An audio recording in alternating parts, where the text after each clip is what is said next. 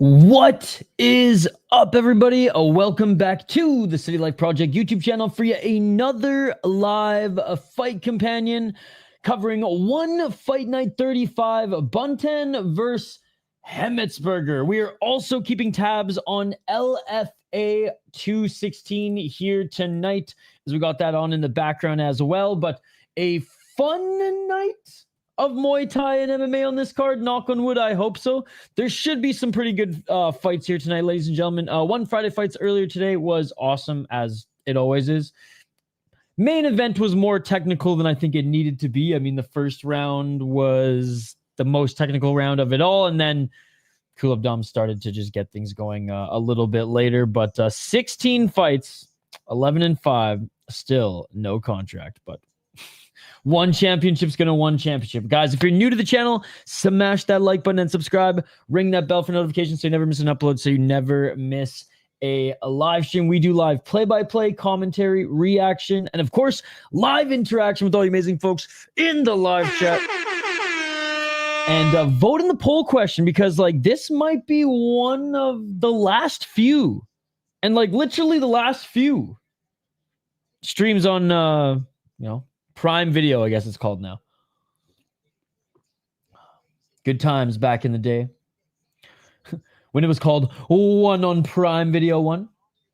Good to see Hockey from Home. Good to see Otis, Sean. Thank you for being a member, Sean. Martin, good to see you. Shane, the man, the myth, the legend. NFL and one. Oh my God. There you go. What's up, Wyatt? What's up, Kenny? What's up, Rudy? Good to see you guys. Good to see you. What's happening? I will Hockey from Home. I don't know if you saw, bro. No way. Dude, what is going on with this card tomorrow? Unreal. Okay, let's see. What do we got here? That is crazy.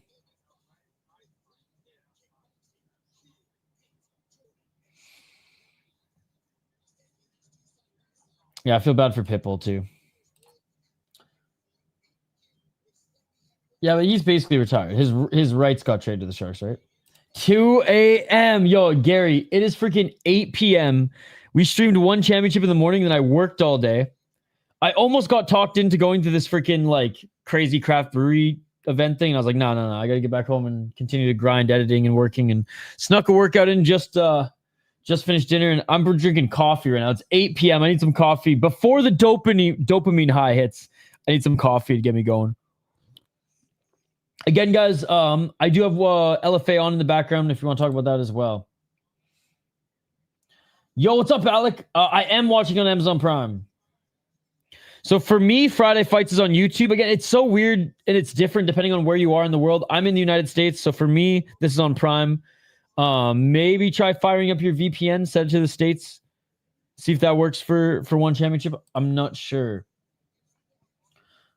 Sounds good, Hockey from Home. What country I got to be from to watch?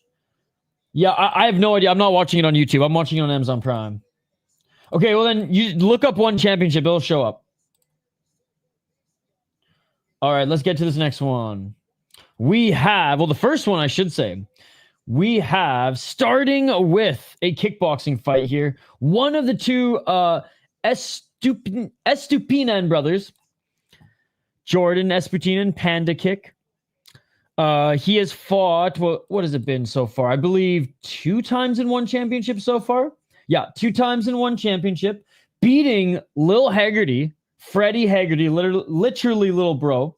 In a fun fight, it was a decision, 3-round decision. It was a good fight, competitive fight.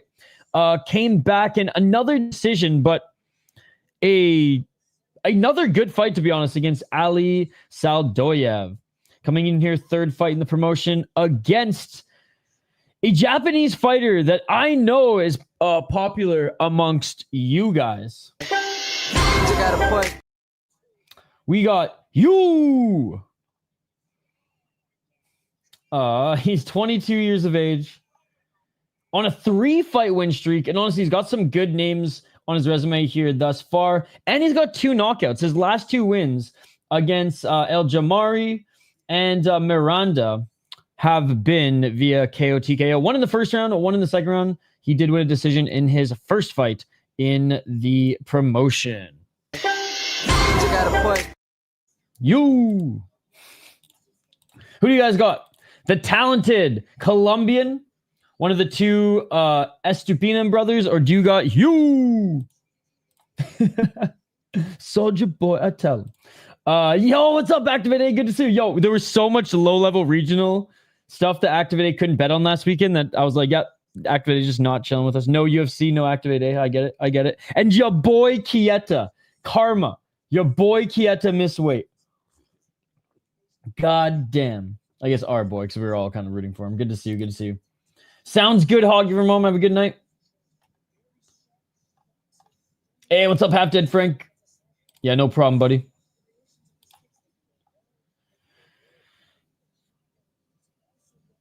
There you go, Gary. Doing God's work. I got you, man. I got you. So much so that the first fighter in the card actually took like a few minutes to freaking. That, you know, that video on YouTube has 600 million views. Crazy. 600 million one now. Estupinan. Yo, what's up, Denial? Good to see you. Yo, I got it on in the background. Here. It's been a crazy card. You know, speaking of, I know these two fighters are making their way into the ring right now. Between fights, we'll go over some of the highlights that have been going on in LFA. Right now, Natalia Alves is taking on Savicheva. They're both making their way to the cage now. Yeah, I just see Chris Cushman tweeting. Look, put it this way. I love LFA, as you guys know, but like, I have to say, what the fuck, LFA? I'm not happy with LFA right now, bro. They're pricing out their fans. It's insane. Their tickets went from $40 this year to $170 in 2 shows. Like, bro, fuck off. I thought tariffs are supposed to make things cheaper. God damn it. Japanese guy probably takes it. Better kickboxer. Maybe small gloves. I'd take the Colombian twin. I couldn't dual stream LFA because my kid is watching NFL on YouTube of all spots. Yo, tell him when LFA's on, no football allowed. LFA been good. Some really good WMMA fights coming up. Yo, did you watch BFL last night, Activate Day? Some sick fights there. Levi Rodriguez is my prospect of the LFA card. He will be something. I highly doubt it. He's big time, and I'm but a speck of dust. But great YouTube channel. Him and Napoleon Blown Apart are some of my favorites. Blown Apart's my goat. I think he's the best on YouTube. But I've been watching mixed martial academics since his first video. Always comment. Been a member a few times, and I try to hit up his premieres as well. What's up, Fire Guy? I watch NFL and one at the same time. Friday football from Brazil on YouTube. What the hell? I didn't even know it was on. Why was it on a Thursday? BFL? I mean, it's usually on Thursdays when it's on. Dude, it was awesome. Hey, cheers, buddy. Super soft. Appreciate it. I want to see Tye Ruotolo throw a punch so bad. I know. Yeah, his brother has done okay in mixed martial arts thus far, although quick submissions. But anyways, I'm going you. Boom, boom, boom. You got a point. Round 1. Let's get it on. Don't forget to vote in the poll question, guys. Low kick by Estupinan. Estupinan. Oh, each of them trading low kicks here. Hey, thank you, buddy. Thank you. Yes, guys. Oh, high kick by Hugh. Boy, Hugh, don't cry. I think I'm going to cancel my Prime once one leaves. Oh, Shane, me too. Well, they do have BKFC, Shane. I forgot to tell you that. Well, I don't know in Canada, but in the States they have BKFC on there, so maybe check that sometime. High kick by Estupinan. Natalie's making her walkout right now. 208, low kick by Hugh. I do have LFA on in the background. I do got it on in the background. Clinching right now is Estupinan. Colombia. Yeah, I forgot this card was on. My schedule was hit with the monkey wrench on this.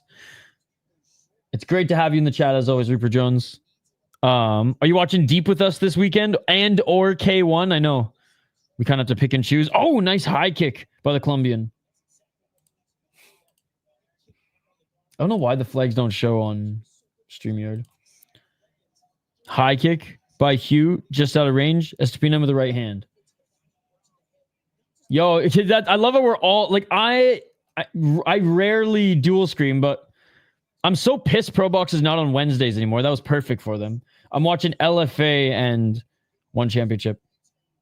But again, I'm so fucking pissed off. LFA, like their prices went up from $40 to $170 in just 2 cards here. I'm not happy.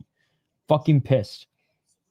Mostly because like I was going to go with a bunch of friends and I was like, oh, yeah, I'll buy you guys tickets. And I had to call them all today and be like, guys, what the fuck? I'm sorry.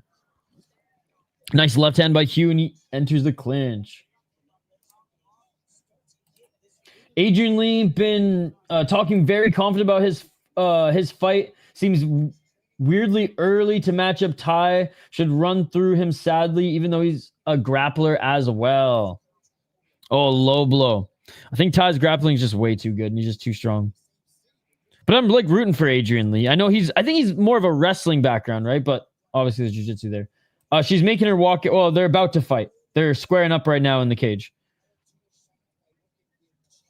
Oh, high kick by Hugh. 30 seconds. That's the number one bullshit.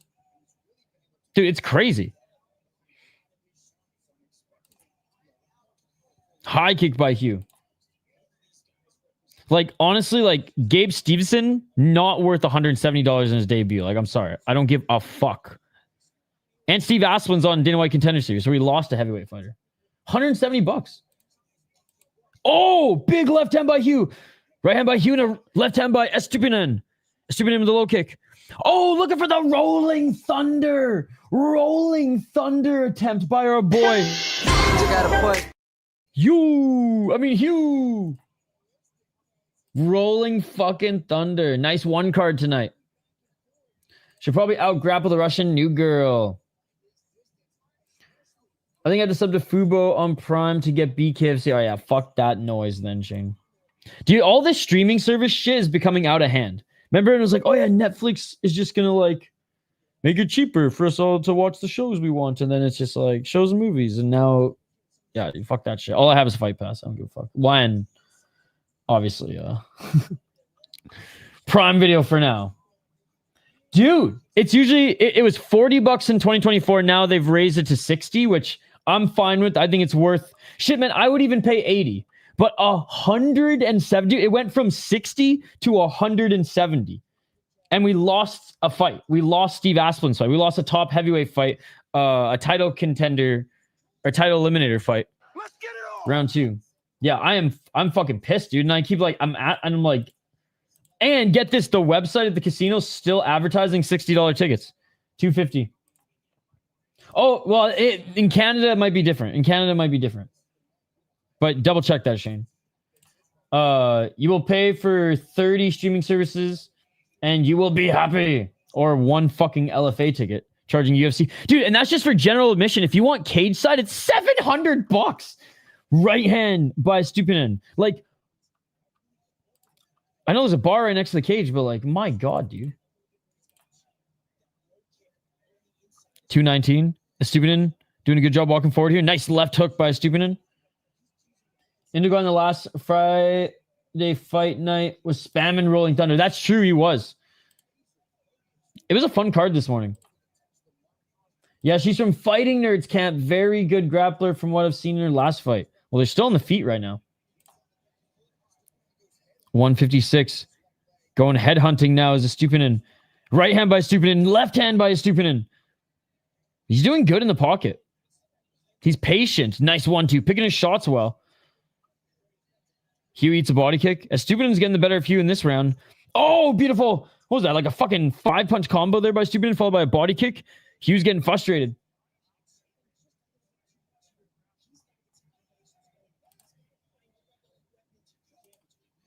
$126. We moved away from cable to get rid of ads and packages. Now streaming services has all the same shit. 100%. Right hand by Stupinian. Yeah, I know she's fighting nerd. I thought maybe that was a part of the reason the line was so juiced.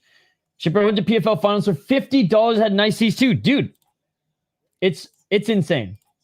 I got the full list of streaming smear sites sent to me yesterday. I'll drop a link in the Discord. Dude, Denal's the man. 54 seconds. Stupid with a really good round. Low kick. Again, I got LFA on in the background too, guys. Main focus on one, but... Oh, nice left uppercut, right hook by Stupid. And those are two big shots I got through. Front kick. Highway robbery. Right, Terrence? I'm glad, like, nobody is backing me up. Bunch of bootlickers on Twitter, man. I love LFA. I give them my money. Every time they come to Minnesota, for the last 5 shows I've gone, since I've lived here, for the last almost 4 years. Well, 3 years, I guess. They clinch. Oh! Nice kick by Stupinin. Stupinin to the left hand. Great round by Stupinin. But like $170, dude. Like, come on. Like I said, I was gonna bring the boys. We're gonna probably buy some merch, drink some beers, but now it's like, frig off, Leahy. That's a lot of money. Emotional damage. Went from minus 310 to minus 450 in the blink of an eye. Just like the LFA tickets went from $40 to $170 in the blink of an eye for general admission. Yeah, I think I'm still gonna go. Or I might just sell my ticket for like $80 to some and just like, you know, take the $100 loss. And then just stream it and talk shit. I don't know. Yo, what's up, Degenerate Dane? Sneaky lead hand. She's mostly a grappler. Her opponent's more of a striker. Okay, now she's got the back. Now she's got the back with 1 minute left. 100%. One of my favorite shows called Supernatural was on Prime, but not anymore. Good thing you went through it. Watched it all. Yo, what's up, Chris? Good to see you. No take on Tim's from Alves, and we're 3 minutes in. Hey, she got it now. She got the back, though, and it looks like she's going to get the choke. Oh, yeah, she's got it. Dueling clashing knees. Ouch. I watched all 15 seasons. Yeah, that's right. Round 3. Bunch of bootlickers. And that is it. Alves gets the submission in the first round. Alves gets the submission in the first round. Yeah, it's that easy when she does what she's good at. 242. LFA debut as well. What's surprising is that ESPN let us have all the sub channels so I can watch hockey, both college and NHL, yet they still put some BS for $25 a month. Just ditch ESPN Plus. God damn it. Dude, couldn't have said it better myself. Exactly that. Nice body kick by Stupid. Oh! Stupid with the body kick, and Hugh lands a big left hand, and that's gonna count as a knockdown. You gotta put Hugh! Big left hand by Hugh. That's huge since he could be down 2 rounds. First round's close.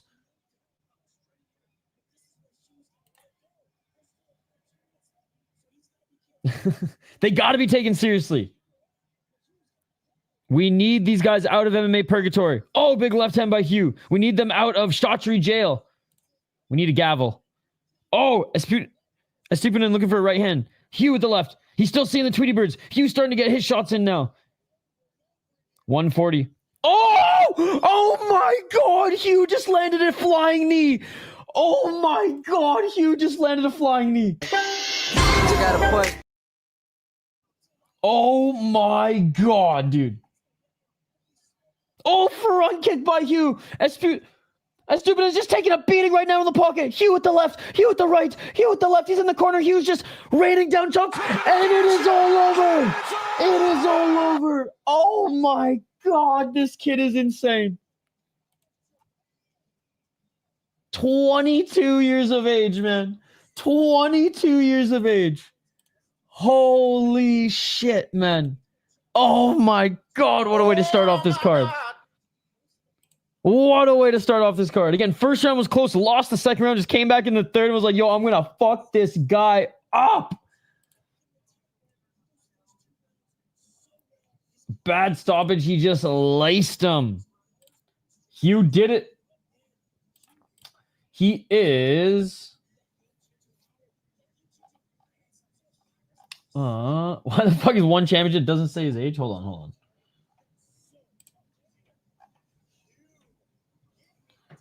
on. For some reason, it doesn't show their age. I think he's like 22 or 23 as well. Damn. Soldier Boy, tell him. Oh, snap. He got wobbly. Yeah, she did have a good performance with the glasses on right now. Not bad. Soldier again dropped twice. He was seeing the Tweety Birds after that first one, too. Murder. Get the stretcher. Coste to get the Nobel Peace Prize. Hugh bit down on the mouthpiece and took that win. They're both good for real. I'd say not stretcher worthy of he's standing, but definitely one. Yeah. All right, I'm going to delete this clip, but one last time. Next time, I'm going to put his face on there. I just didn't have enough time. No losers in this fight. They're both super talented and solid future in the sport. Some great shots broken with the bigger gloves too, man. Could you imagine him with small gloves? Holy shit. When you see these glasses, be afraid. Hey, what's up, Mr. Grant Gregory? Good to see you. Hey, I hope that you have a great day as well. Either tonight or tomorrow morning before UFC or maybe after UFC when I have some time too, because it's an earlier one for us. I'm going to send a group message out to you and a few other of the creators who I was talking about maybe all doing something with, and I got some of my notes and just like preliminary ideas, and yeah, we'll get a group chat going and hopefully meet within the next 2 weeks would be ideal. But good to see you. Thanks for dropping by. By the way, I would highly recommend checking out some of the highlights and fights from BFL yesterday. Flying Knee was sick.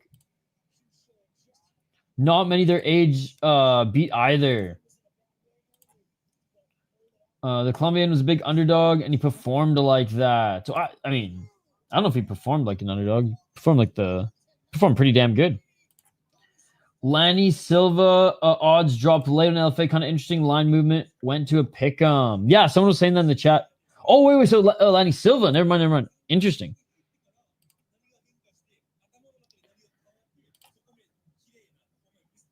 All right, now we move to our first MMA fight.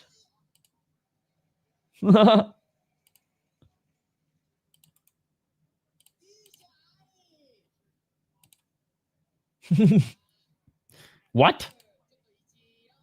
What, sir? What did you just say? I'm watching it on Amazon Prime, but I'm in the United States. And LFA is on UFC Fight Pass. We do have LFA on in the background, by the way, guys. There's no fight going on right now. Unfortunately / fortunately, they're pretty synced up right now. Dude, they better give him some bot. What the fuck is Rude One talking about? That man arguably was up 2 rounds. Yeah, Adebayo, like first round was close, but he definitely won the second round. It is a fight night.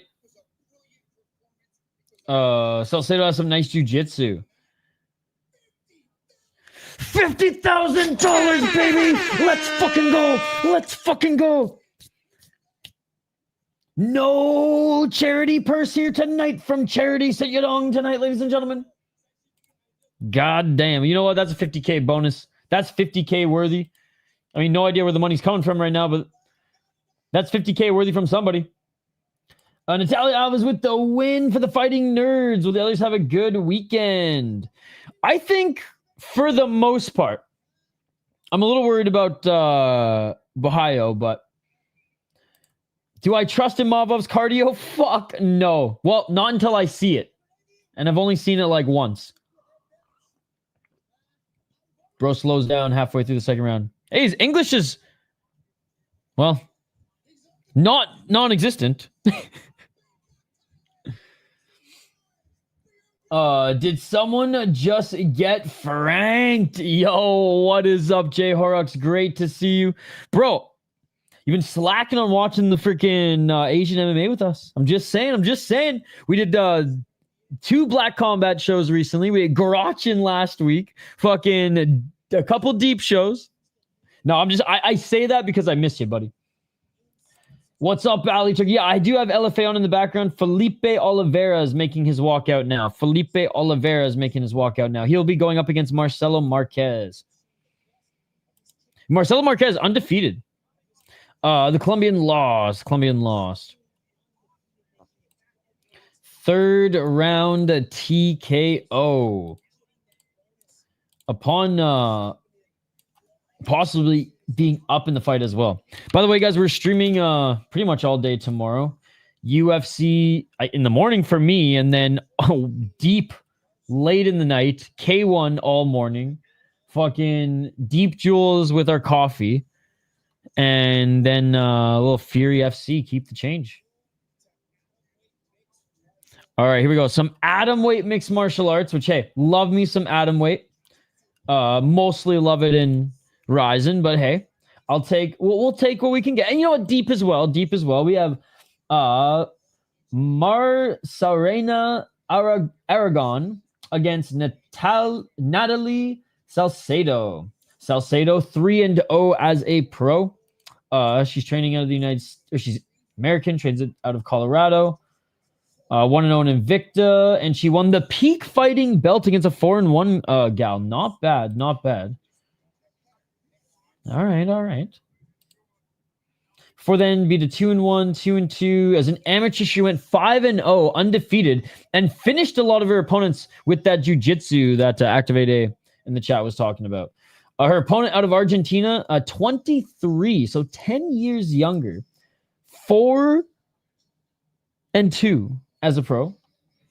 23, as mentioned, no knockouts, 2 submissions, 2 decisions. She's also lost twice, and both those losses have been via submission. 1-2 in 1 championship.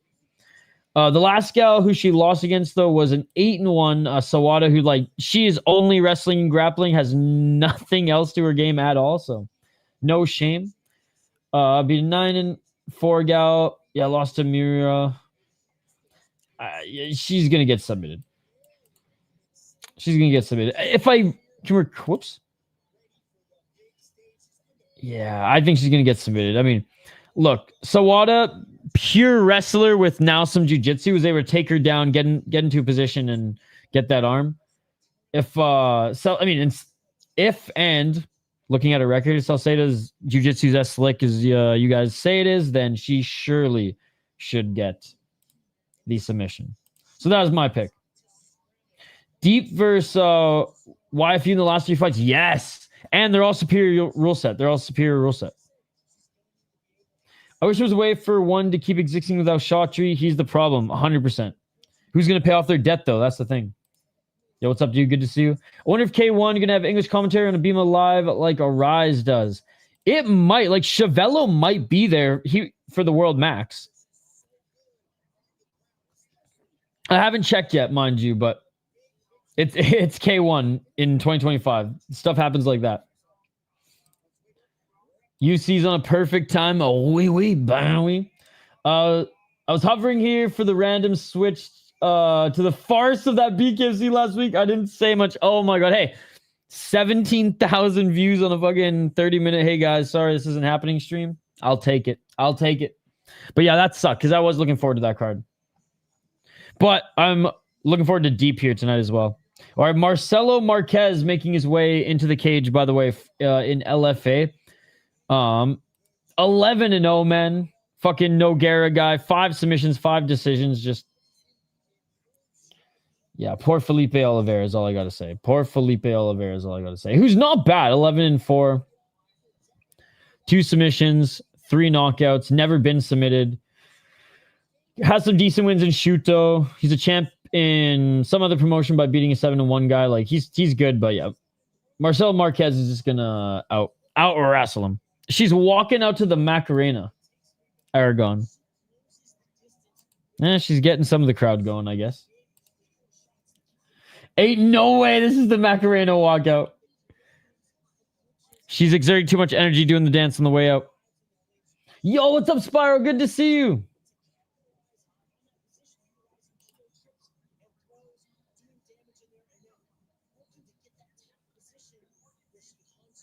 All right, all right. She's making her way into the cage right now. Yo, what's up, Martin? Hope she does not get Macarena'd on the ground. What's with defense turning to war secretary name? Oh my god.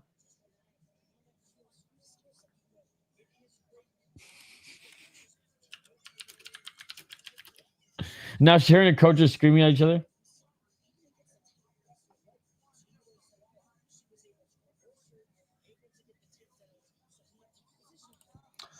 It's another promotion, Terrence.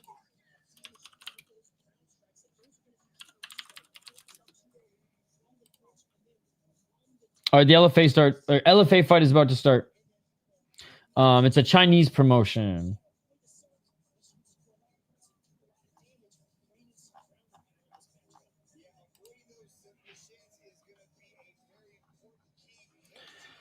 How is the Macarena 30 years old at least? Oh, more, dude. It must be more, because, like, I feel like it's been around my whole life, and I'm in my 30s. She goes to another promotion, you wouldn't know her. Well, I guess now you would. Now you would. How's it going, Sleeto?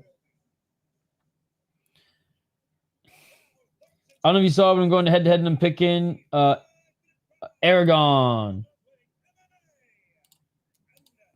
Man, this guy's suits must be just so fucking hot there in Thailand. It's freaking velvet. All right, they're being introduced right now.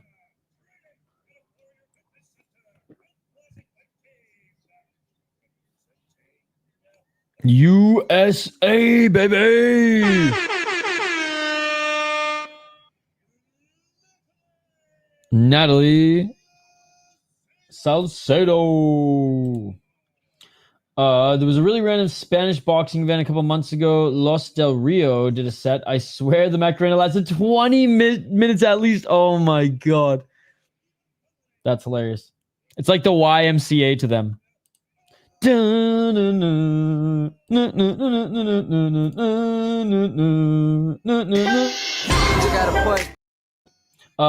What's up, Josh? Good to see you. Just came from the store and I got a bunch of lottery tickets and some friggin' salmon.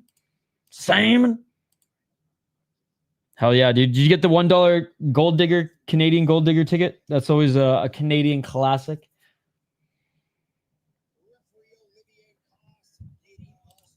All right, here we go, guys. Second fight.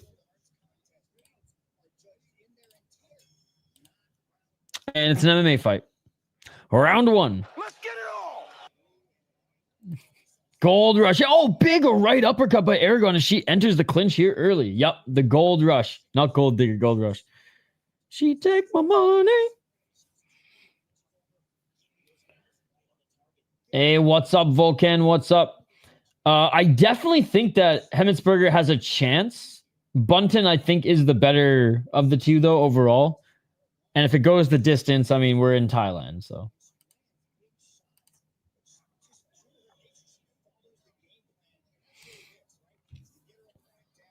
And One Championship just loves her. And they just want her to succeed, so. This is now their home turf. Singapore is not home turf. Thailand's home turf now, so. I know she's American, but, like, she's an honorary Thai. And she's damn good, so. Good. I'm doing good. The Macarena was a CIA mind control experiment, and it worked, clearly. Still being played today. And people still going ham. Dancing to it. 348. It was the OG TikTok dance.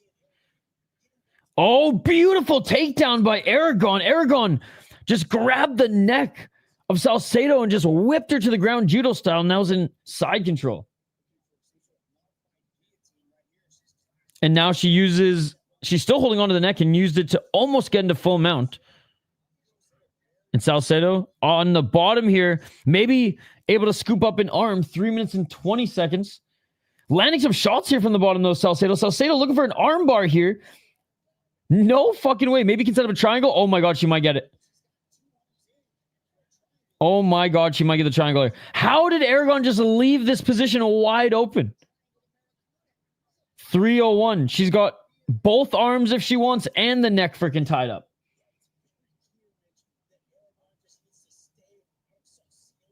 $252. Yeah, Salcedo instantly got her feet up here. Oh, and she almost just has the neck locked and she's just landing elbows to the dome. Honestly, at this point, fuck the arms. Hold on to him, just land elbows to the dome. It's not quite triangle anymore. Her right calf is like sliding off the shoulder of Salcedo, but she's got both of her arms. Okay, now she's locking up that triangle. She reverses it here. Oh, and it is all over. It is all over. USA. USA. It was the arm. It was the arm. She tightened up the triangle and fucking just pushed that arm out, bro. Oh my goodness. We got 2 freaking finishes right off the bat. And in LFA right now, Marquez is in the top position, landing some ground and pound. USA. Dead. Oh, she's still on the ground. Her arm may be fooked.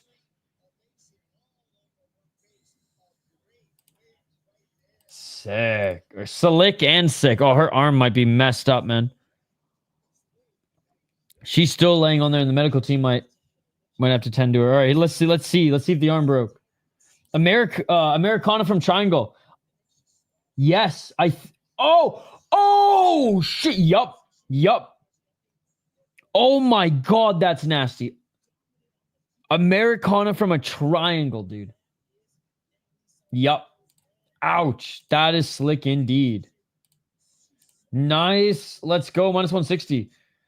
She ain't doing the Macarena anymore. Call the goddamn EMT. Exactly that. Oh my God. That's the best comment so far. Macarena was so cocky. Or so cookie the feet, though. Oh my God. That's so awesome. Called the goddamn EMT. I hope they bump the Macarena on the way to the hospital. Dun, dun, dun, dun, dun, dun, dun, dun, dun. On the ground, she's dead meat. I wish I would have thought of that. I got LFA on as well, actually, right now. We're double screening. And I don't double screen often, but LFA Brazil. But I'm also kind of pissed off, Spyro, at LFA. I go to every single LFA event that comes to Minnesota. Love to support the regionals, as you know. They raised the price from $40 to $60 in 2025. No big deal. That's fine. I'd pay $80 to go to an LFA event.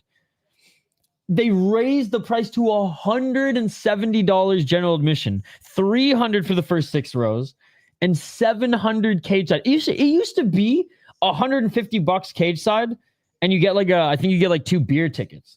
It's insane. Hey, cheers. Well, I guess I'm technically triple screening then. Monitor, phone with Fight Pass, and Amazon Prime on the iPad. But. Argentinian was not the smartest to try to grapple after how well she was piecing her up on the feet in the first few seconds. Man, even the ground and pound, man. No Macarena, just pain. All right, what do we got next? Oh, dude, people this morning were asking me about JoJo. When's JoJo fighting? When JoJo? I'm like, in like 9 hours, bud. They're like, no. Some of them were like, that's tomorrow. I'm like, yeah, well, shit. And I forget, is Zakaria the better of the 2 El Jamari brothers? I think he never know. He, like the Estupinan brother we just saw, he is the lesser of the 2 brothers, in my opinion. He lost to Johan Estupinan, Hugh, Alifsor Dichapan. His only win, and it fucking hurts my soul, his only win is a goddamn 3-round decision against Thongpoon. My guy. Dude, I hope John Ghazali fucks him up. Johan Ghazali, sorry. Malaysian American. JoJo is 18 years of age, came into the league at 16. He's on a 2-fight losing streak, though, right now. Lost to Stupinan in a really fun fight, by the way. And then lost a split decision to Diego Paez. A lot of, learning. He's 6-3 now in the promotion, but he came in on a 5-fight win streak. 5-fight win streak. And he was facing some pretty good competition. Then lost his first decision. Came back, got a knockout. Had a really competitive fight against Stupinan, so another prospect.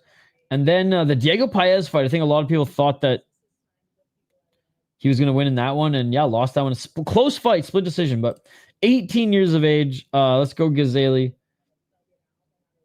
I'll never forget. I will never forgive El Jamari for beating Thongpoon, man. 3 rounds of Muay Thai. Yeah, they clearly don't have ethics and care about the true friends. Price them out like that. It's crazy, man. Yo, what's up, Hole and Dan Suck? Hey guys, I'm at the park. My neighbor's going nuts. He suffers from schizophrenia, and I don't want to fill out a police paperwork. Well, I hope he has a better night. Sometimes you just gotta walk away. Clark for the real. Hole and Dan Suck. Are you in Vancouver? Are you living in Vancouver? For real, kind of made me laugh. OG body clincher after. Like, what was her coach telling her to do? Dude, and I said it live. I was like, wait, why did she just leave herself open for that? Yeah, me too, Shane.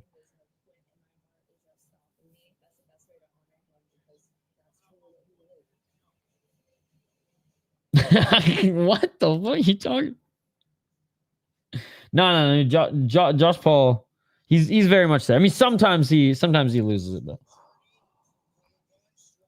He's got to read. He just have to read it a little slower, man. I know it's a lot. It's a lot. My point exactly. He kind of a little too hyped up, that kid. Maybe he might get better, but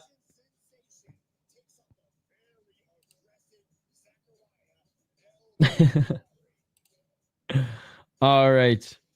By the way, round 2 about to wrap up here in LFA. Marcelo Marquez throwing freaking spinning heel kicks right now. Yo, 1 Friday fights, no buffer time at all. I swear, to fill in their slot here in one championship. It's an 8-fight card, one. It's an 8-fight card. Just let her ride. Just let her ride. Don't need no buffer time. We know what it is. Yo, what's up, Scott? Great to see you. What's up, everybody? Good evening. Happy fucking weekend. I'm glad you've had a good night. I've had a pretty good night too. Worked pretty much, well, streamed, worked out, ate dinner. I'm gonna have a second dinner. Well, I guess it was like lunch/dinner. I'm gonna eat a second dinner after this. I'm stoked, and then I'm gonna get a good night's sleep. Marquez just styling on his opponent for 2 rounds so far, pretty much. Ducking under other spinning heel kicks. Right now, it's coming up right now. They're about to make their walkouts. What's up, Ricardo? I will say, though, Felipe Oliveira, pretty good. 26 years of age. Not bad. Pretty tough. Just a clear gap in skill between the two. By the way, there was a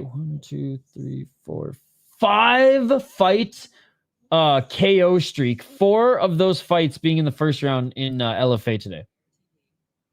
Beating up the Muay Thai black belt on the feet as a jiu-jitsu black belt. That is pretty badass, though. That is pretty badass. All right, round 3 in the LFA fight. What is... All right.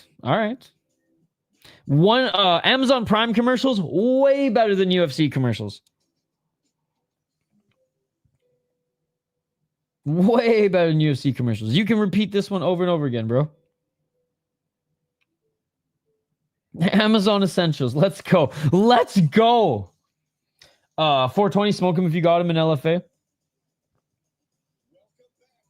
Again, guys, this fight's not about to begin. They're about to make their walkouts here. I hope there's not a lot of buffer time, man. Come on, it's an 8-fight card, man. Don't do this to us, one championship.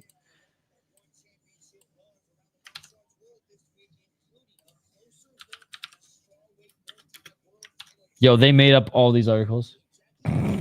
They made up all these articles. Every single one. Just under 4 minutes on the clock in this co-main event in LFA. Marcelo Marquez, I mean, what, title shot or just UFC straight up call up next? I mean, undefeated. Has beaten some pretty good guys throughout his career. 2019, 14-4 guy. 2022, 9-1. 8-0's last win. All right. Probably like 5 to 7 more minutes until the next fight, ladies and gentlemen. There's a Muay Thai black belt. Maybe in North America. Maybe just the Muay Thai guy. The Muay Thai guy. All right, let's take a look at some of these highlights that we've missed so far, or maybe some of you guys didn't miss it. She's from a Smacko tribe. All right, let's just go through them all. So LFA has been crushing it today. Like I said, 5 straight knockouts, 4 of them being in the first round. Now, Fight Pass didn't share all of them, but there are a few good ones here. All right. Fighters are making their walkouts, like I said. Let's take a look at what we've been missing in LFA. Oh, damn. Oh, my God. Oh! And one more for good measure. What else do we got? Oh, I saw this one.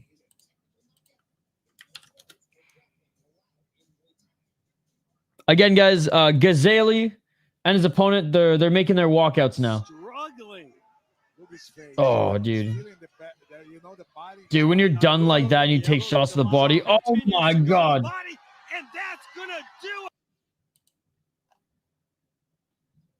And then what was the next one here? Pereira. Oh yeah, it was Pereira versus Pereira. I thought this was funny. It was a pretty sick submission, but Pereira versus Pereira. Making his a walkout right now, ladies and gentlemen, is El Jamari.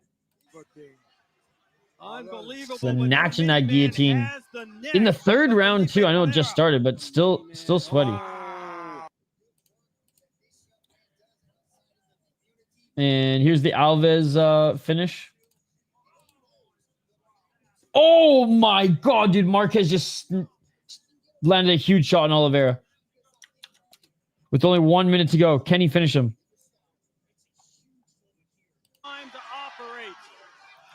Oh, spinning heel kick landed by Marquez. Spinning heel kick landed by Marquez. A huge moment and a ton of time to operate. And I think she's gonna get it. Oh, that wasn't even the choke. That was just some fucking... Oh, here it is. 30 seconds left, man. Oliveira's tough as nails, but Marquez now just mean mugging him as he walks him down here. Front kicks. But Oliveira throws one more kick for himself. So anyways, that's what's been going on with LFA just on their main card, not to mention what's been going on in their prelims as well. I'll show you guys here quick. And then we'll turn our full attention back to one as El Jamari is about to enter the ring now, and Jojo is about to make his walk up. But guys, look at this shit. Oops, this is Marcelo Marquez. Look at this shit. Bro. Spinning back fist. KO. KO. KO. KO. Rear naked choke. KO. KO. Decision. Submission and now decision. What a card in Brazil. Brazil! Let's fucking go. All right. Let's fucking go indeed to this next fight here. We kind of already went over it. There's a lot of young fighters on this card here tonight, ladies and gentlemen. 18 years of age is Johan Ghazali. And El Jamari, again, I think he's the lesser of the two brothers. 35 years of age. I mean, he's going up against a freaking teenager right here. He's on a 3-fight losing streak to Hugh Stupinen and Sor de Chapan. And then Ghazali on a 2-fight losing streak, also to Stupinen and Diego Paez. But before them was on a 5-fight win streak. Then lost one, won one, lost two. All right, Jojo making his walkout now. Brazil, Lanny Silva time. Next, let's go. And yes, I do have it on. And Marcos won.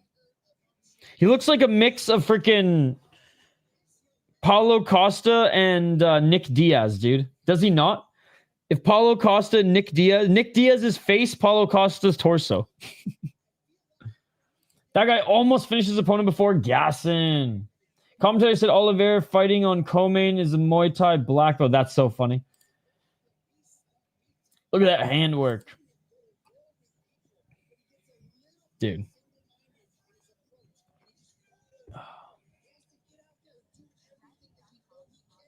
Dude, how about that guy earlier today who who got submitted?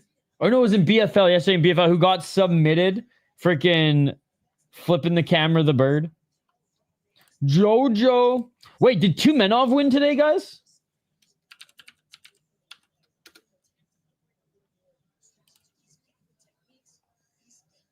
He did via body shots in the second round. Let's go. He lost his title to Vagayev.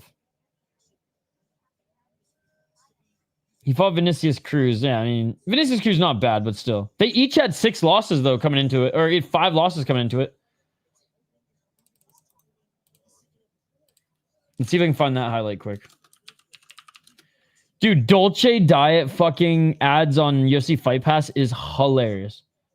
That grip percentage, though, dude, I'm telling you, his grip percentage went up 2 after that. Instead of giving the thumbs up, he flipped the bird, then he fell asleep, getting choked out.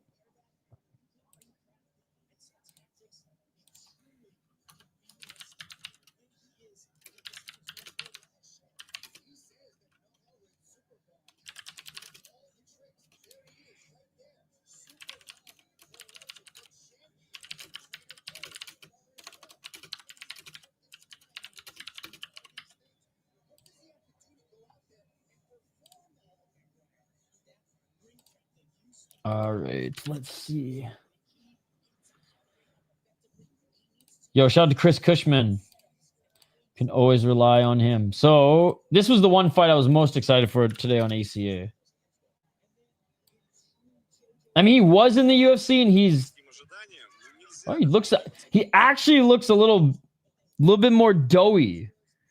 On ACA 168, he had the best performance of his career, by the way. And he was absolutely yoked for that one, but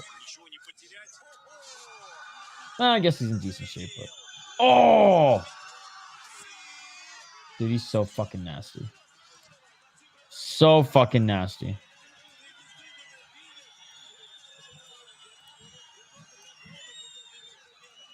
All right, Jojo is in the ring now. For those who don't remember Tumenov. 24-6. Yeah, he's 33 now. 15 knockouts. 5-3 UFC. This fucking fight, absolutely insane. One of the best performances. This guy's one of the toughest fighters. It's insane to pronounce his name, but he's one of the toughest fighters I've ever seen ever in a mixed martial arts fight. He got his ass beat. And then eventually he's finished, but he had his moments and it was just man. It was just a fucking great fight. For as long as I live, I will never forget that fight. And you guys can see me on stream losing my mind as it was going on.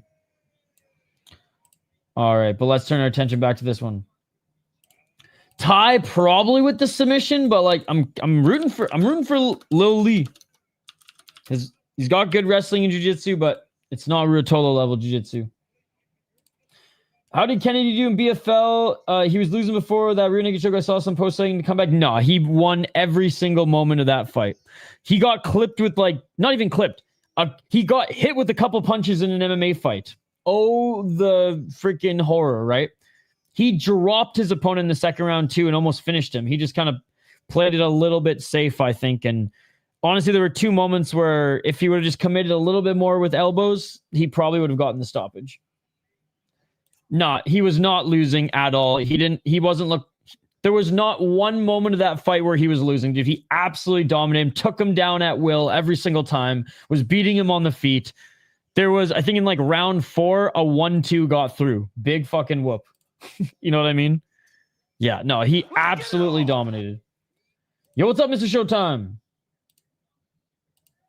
All right, round 1. Low kick by Jojo. I think it was Fight Pass account as well who posted it. Great bait from them. I was surprised. Yeah, it was not. That's insane that they said that. That's like a slap in the face. Dude, he took so little damage. He's like, yo, I'll fight in like 2 months and unify the belt. Oh, Jojo with some big shots to the body. Jojo with the right hand. El Jamari, high guard. Jojo with the left. Jojo with the right to the body. Jojo with the left hook. Jojo with the right elbow. Jojo with the right elbow. El Jamari. Looking for that left hook. Jojo with the high guard. Left elbow by Jojo. Well, I think you know the answer to that question, my man. Since we're in the main event for LFA and we have a 1 championship stream here. Oh, big shots to the body by Ghazali. I'm double screen and I do have it on in the background, but this is a 1 championship stream. Oh, big shots to the body by Ghazali. How you doing, Mr. Showtime? Joe looks fucking mean right now. Big left elbow by Jojo, but El Jamari showboating a little bit here. Oh, so many shots to the body. El Jamari got to get his shots tailored.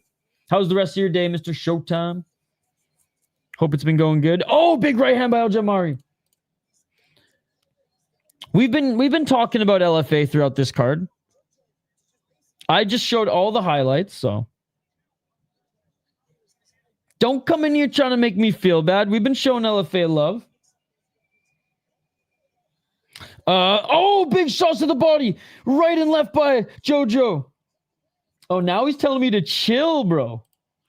Oh, Jojo with the right hand. Jojo left to the body. Jojo with the right.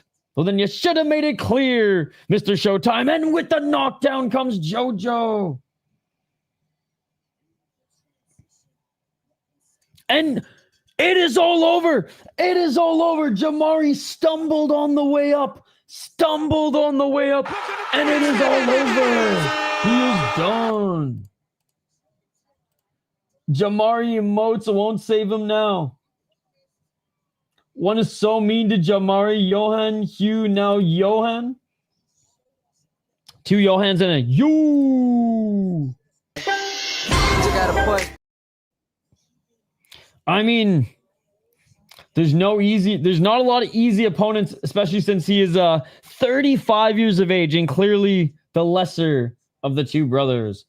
But beautiful, aggressive finish. That left hook was there for El Jamari. What a coup. Smashed.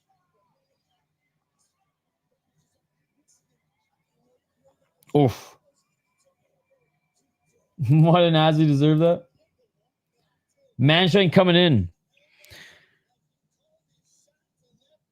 And you know what? He picked his shots pretty well there. And just walks off, man. Walks off. It's pretty brutal. Jamari is on a 4-fight losing streak, all by finish, 3 in the first round. Like, oh, what are we doing here? Replace him with the Friday Fights guy. Yet Kula Abdam has 16 fights in 1 championship.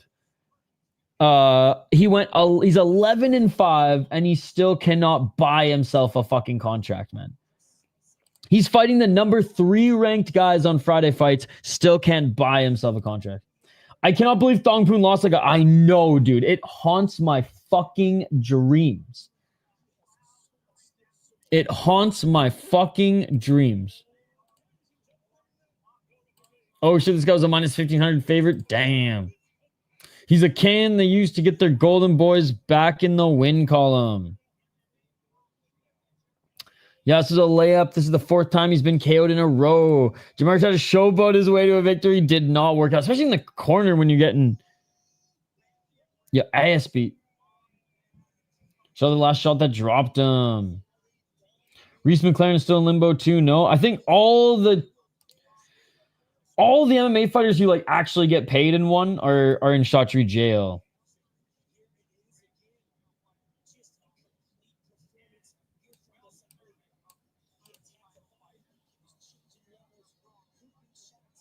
Yeah, mixing up shots to the body too. Very, very nice.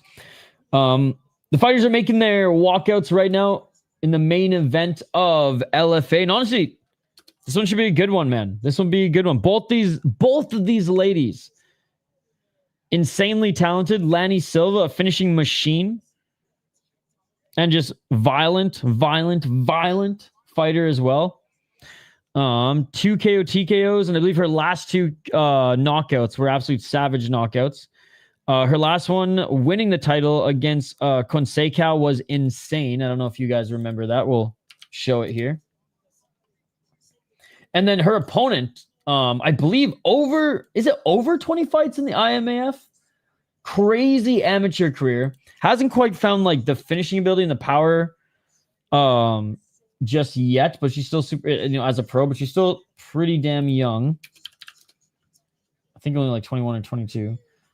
But look at Silva's fucking last win, ladies and gentlemen.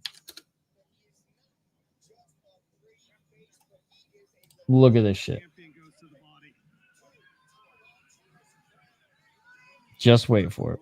And like, what are with these LFA chicks and their head kicks too, right? So many great head kicks in women's MMA come from LFA. Boom! Oh my god, badass. Badass. All right, we got a few more fights in this one championship card, ladies and gentlemen. Tye Ruotolo, the jiu-jitsu ace, against Adrian Lee.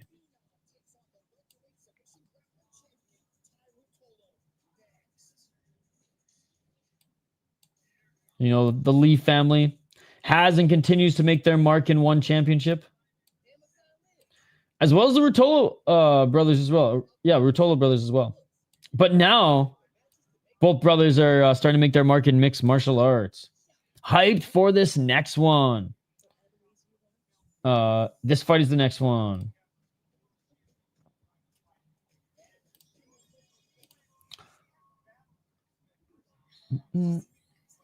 I got a sprinkle on the dogs from here on.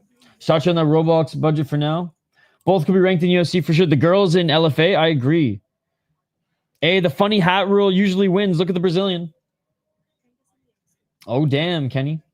Did he tip you at all? This fight is the one. I'm picking Ruotolo. Shane, I'm going to say for the record, I do think Ruotolo submits him, but I'll go head to head. He is pretty good. He is pretty good. Since this is MMA, I'll bring Tapology up on screen. It's crazy that this is at 170. Lil Adrian Lee. Lil Adrian Lee's all grown up.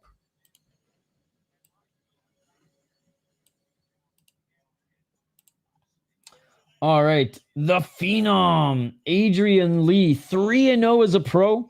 19 years of age. Wrestling background, but obviously like Christian Lee, and is, still active. Trained alongside his brother, Andrea Lee, obviously. Comes from a family of combat sports. But a really good, I believe, high school wrestler. 3-0 in a one championship. Now, is he taking on the best guys? No, but he took on 3 undefeated guys. And look, making his debut against a 1-0 guy, then 2-0, 3-0. Like, I don't hate it. He's going up against lesser opponents, but not absolute cans who are old weathered and there just to collect a paycheck, right? He may be going up against guys with less skilled, but guys who are just as hungry at that stage in their career. Tye Ruotolo, we know how slick of a jiu-jitsu ace he is. Let's see how good his hands are. And let's see, we might not even see him throw a single punch in this one, maybe an overhand to get the takedown.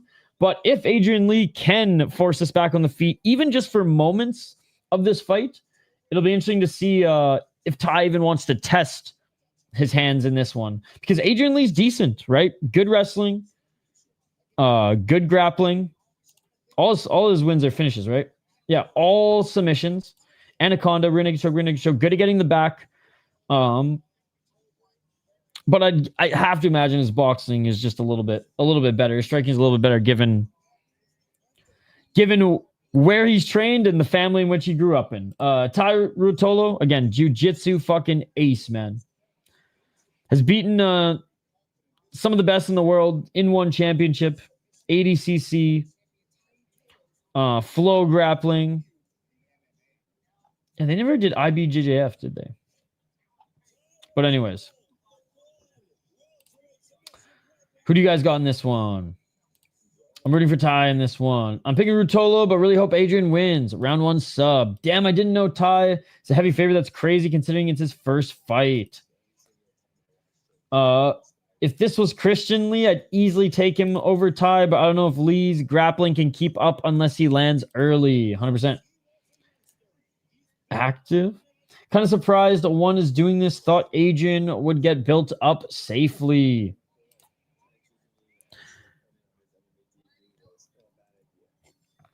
Well, you know what?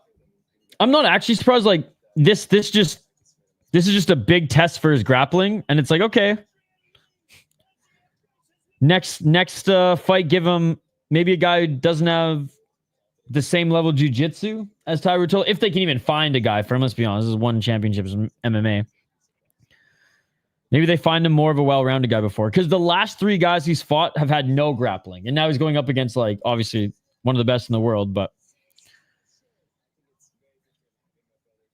it'll be interesting. It'll be interesting. The little bro looks like a prospect. They should have built more, in my opinion. I do agree. But we also have to think too that, like, one championship, especially in their MMA, they need to do something. So even though these guys are super young, there's names. The Lee and Ruotolo name are carrying this one. Yo, you know any YouTubers streaming LFA right now? Yeah, I am, sir. I am. Yes, sir. There's so many other great YouTubers out there right now. And they're all real MMA channels. Highly recommend checking them out. Pick'em MMA is live right now. I think Combat Casual's live right now. They might be streaming this, but hopefully they'll be double screening as well. But they're the real MMA channels. I'm just some dude who loves watching combat sports, Mr. Showtime. So if there's anything you can learn in this life, is do not lean on me, brother. Do not lean on me. Lean on me.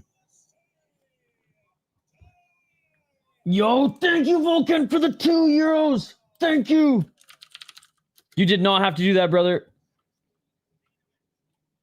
You should have sent it to, like, Rush Hour, Combat Casual, No Chill MMA, Pick'em MMA. Fighters are finally making their walkouts. And appreciate you. I'm excited for the next Dana White Contender Series stream, preview, and picks and prediction show. Boom, boom, boom. All right, 30 seconds into the LFA main event here. Fighters in one championship are making their walkout right now. Ruotolo first walking out in the gi, of course.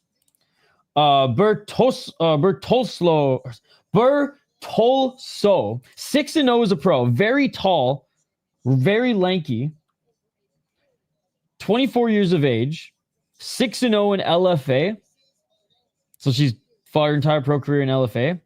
Okay, 16-1 as an amateur. And she's fought really good opponents on the amateur scene as well. She did take a step up in competition in 2024, fighting a 5-1 gal, then 12-9.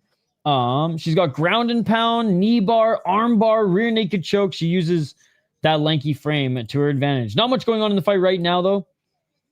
Low kicks by Silva, but for Tulso, just trying to find her distance. Yeah, it's on UFC Fight Pass. It's on UFC Fight Pass.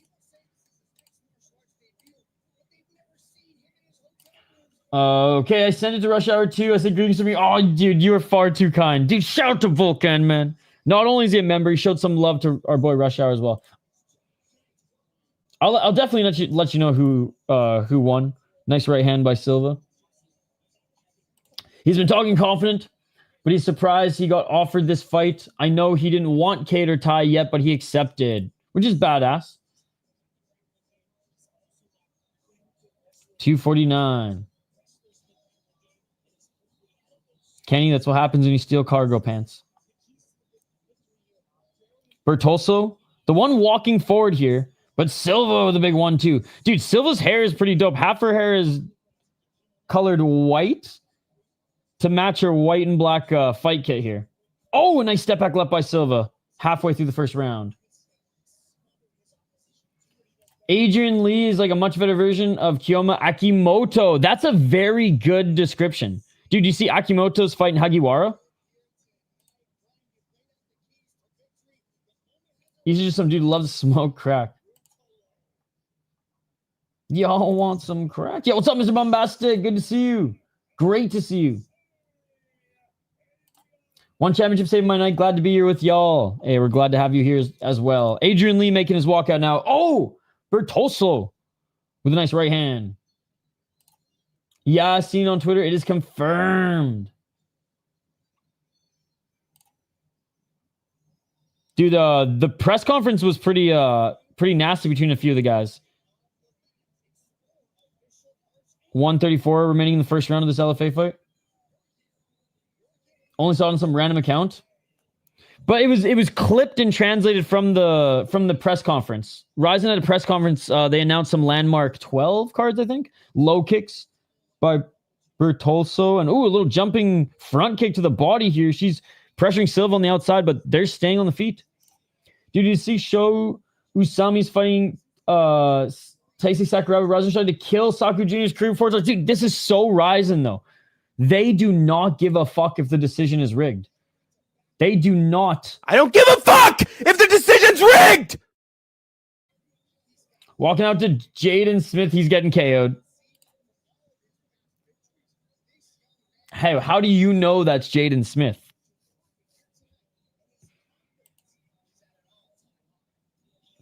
$40 seconds remaining. I can't believe he's already at 170 pounds. Oh, big shot by Silva. Bertolso. Little rock there, but back at center. Oh, fuck. Gotcha. I can confidently say I would not be able to recognize the Jaden Smith song.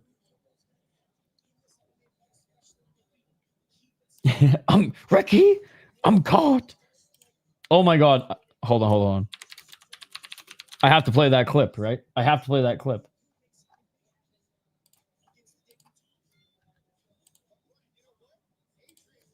All right, that's it for the first round in the LFA main event. Hold on. Oh, I can't find the clip, but I found the meme. This is what came to mind. Bagminton fucking really sucks, but Bubbles love it. Ricky, I'm caught. Fucking Bagminton. Curtis Clark knows. Let's go. I can't believe we're only 5 fights in, ladies and gentlemen. I guess 1 hour, that's not bad. Or 4 fights in. 4. Oh, no. This is the 4th fight. Jeez.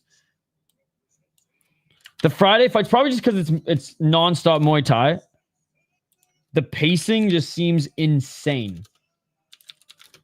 But also I look at the clock. I'm like, oh, 4 hours have gone by. And boom, just like that.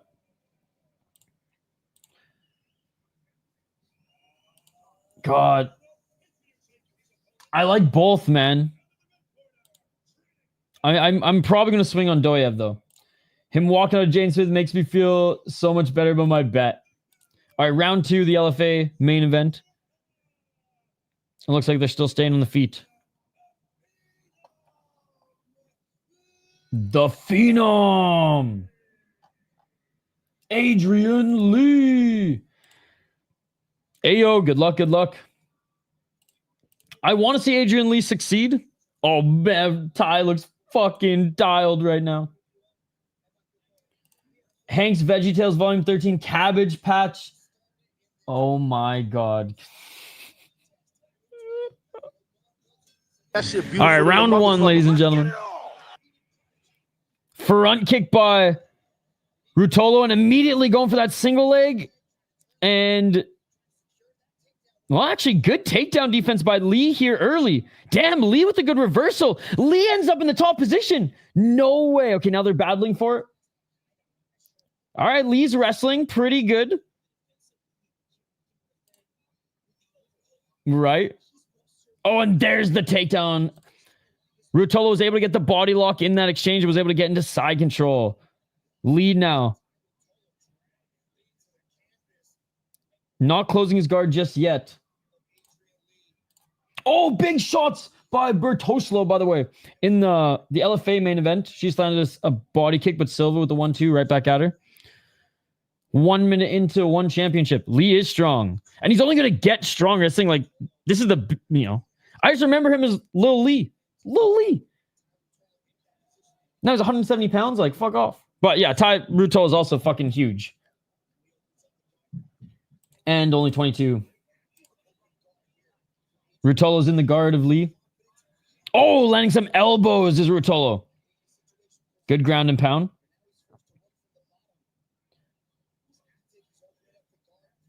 Three minutes remaining in the second round of the LFA main event, by the way, guys. I'm watching it on Amazon Prime. Oh, Lee with the high left leg here. Lee with some elbows from the bottom as he brings his left leg up to try to negate some space from Ruotolo. Oh, Lee with the arm. Lee looking for an arm bar. That would be hilarious. Ruotolo doing a good job slamming Lee. Oh, up kick by Lee. Superior rule set action. That was actually a total legal one too, but still. Lee, pretty calm here from his back. I have no idea where you could find a free link, my man. I have Amazon Prime, so why would I need a free link? You know what I mean? 256. Oh, big right elbow by Tye Ruotolo as he re-enters the guard. Yo, Silva, I still think is winning this second round. I got one eye on that as well. Just getting the better of Ruotolo. Despite Ruotolo walking her down. Tye was not worried about that armbar. Oh, not at all. 234. Dude, good elbows here by Ruotolo. And every time he throws those elbows, Lee... Oh, hammer fist here by Ruotolo. But every time he kind of goes ham a little bit here, Lee, again, has got some moves off his back. Oh, more up kicks by Lee. Another up kick by Lee. Oh! Two big up kicks by Lee. 3 rounds. Oh, Ruotolo in LFA gets in full mount. Ruotolo gets in full mount. She just took Silva down. She's now in full mount landing elbows. That's for you, Mr. Showtime.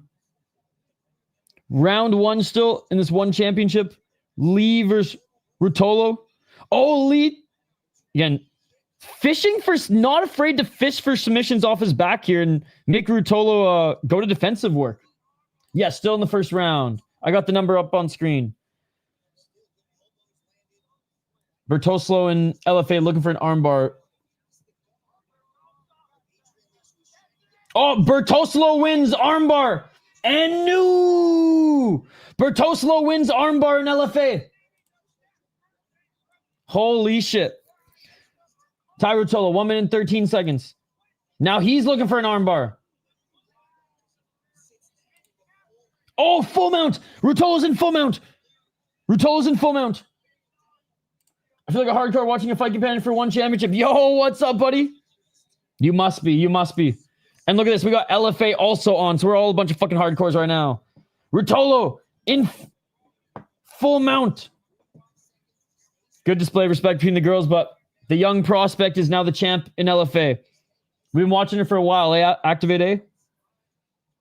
Oh, still in full mount to use Ruotolo, but Lee grabbing the torso, trying to posture back up, trying to scramble, trying to just... Oh, shit! Nice reversal by Lee. Beautiful reversal by Lee. And he's back up to his feet just like that. Beautiful escaping. Lee landing some hands here on his feet. Left and right uppercut. 16 seconds left. This is huge for the confidence factor. And Ruotolo's looking a little tired here, to be honest. Lee with the big right hand. Oh, but Ruotolo with the left hand and a kick. Ruotolo with the left uppercut, but Lee cracks him with the left hand. Ruotolo with the left. And that is it for the first round. Let's fucking go, bitch. Let's fucking go. Yeah, I literally have been giving you play-by-play, man. I literally was giving you play-by-play for it.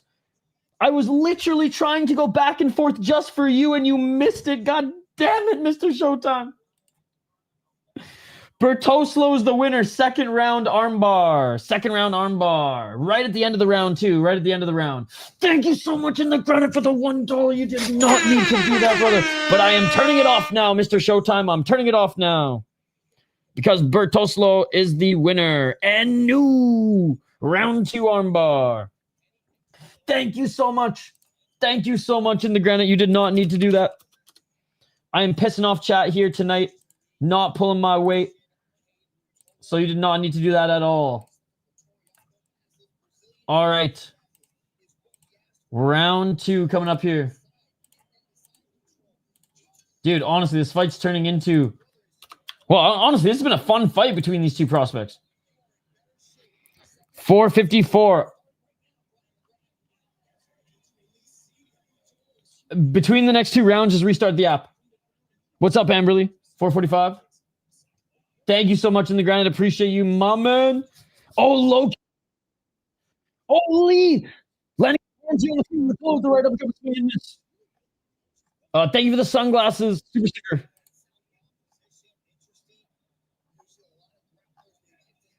Yo, Lee's an absolute dog right now.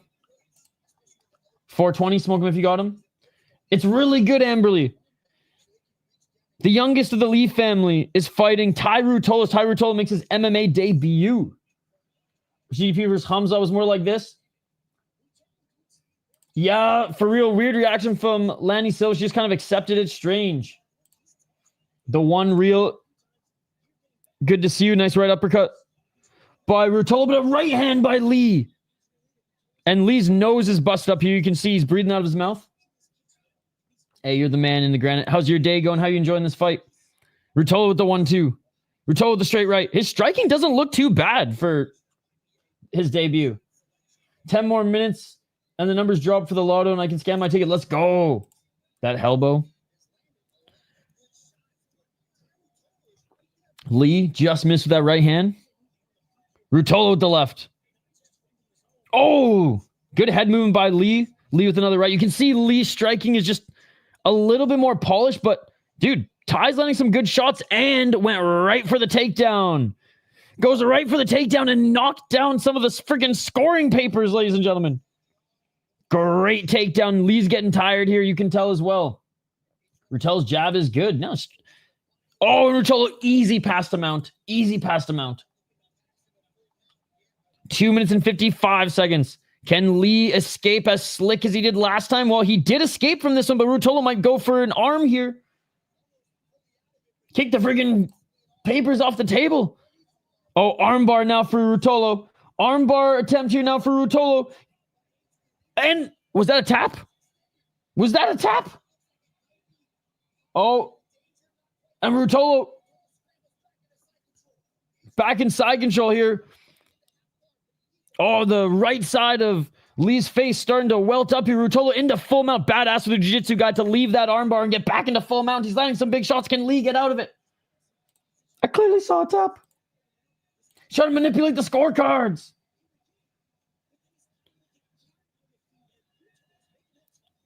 .206. Big left hands by Ruotolo. Nice scramble. Dude, Lee back up to his feet somehow, some way. Ruotolo's still trying to control that torso. I clearly saw a tap. Oh, big left by Ruotolo. Lee getting warned to keep his head inside the ring. Ruotolo just mauling him right now in the corner. Damn. Oh, another takedown by Ruotolo. Just drags him to the ground, looking to get his back here. Lee looks exhausted, ladies and gentlemen. What a pressure by Tye Ruotolo. Over him, clearly felt the tap. Trying to log up a body triangle here.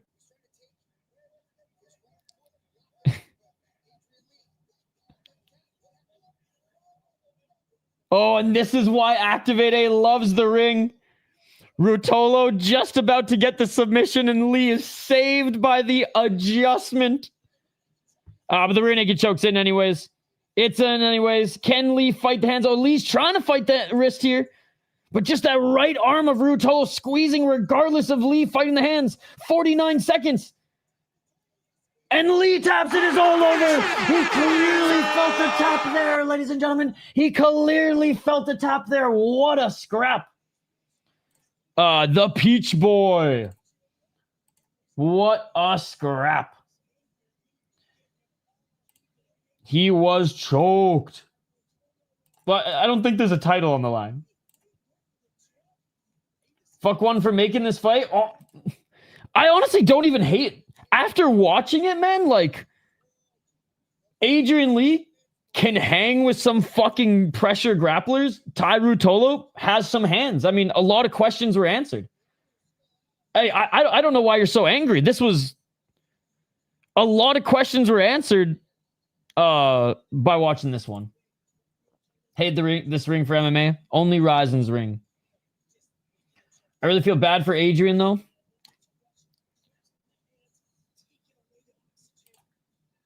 That is a good question. That is a good question. Lee's only 19, took too much damage for his age, and it was obvious. Dude, this is fighting.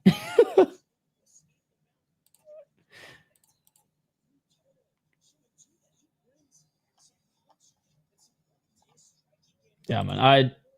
Especially after watching this now, I was more not a fan of it going in, and I actually don't mind it now. Tye Ruotolo showed that, like, he can fucking fight. Adrian showed he's got some dog in him. And that his wrestling and strength is fucking legit. Ruotolo isn't a one-trick pony. Sick fight that delivered for sure. I hope the Ruotolo stick with MMA. If anything, Tye would do less damage than other better strikers. No. What a stupid way to restart. You see how Lee wasn't ready for the restart and Tye got the rear naked choke quick after. I think he would have gotten choked anyways right after, but yes, I agree with that one. Where the fuck is Christian Lee, though? Coaching his brother. Yeah, he knew it was coming. Nice submission win with an assist from the ref. In fairness, though, karma's a bitch because Adrian Lee definitely tapped. Tye's probably a better MMA fighter than Cade. Honestly, like, for your debut performance against Adrian Lee, he was 3-0. I mean, damn good performance. He is a really exciting prospect. I mean, honestly, they're still both really exciting prospects. I don't think this derails Adrian Lee's career at all.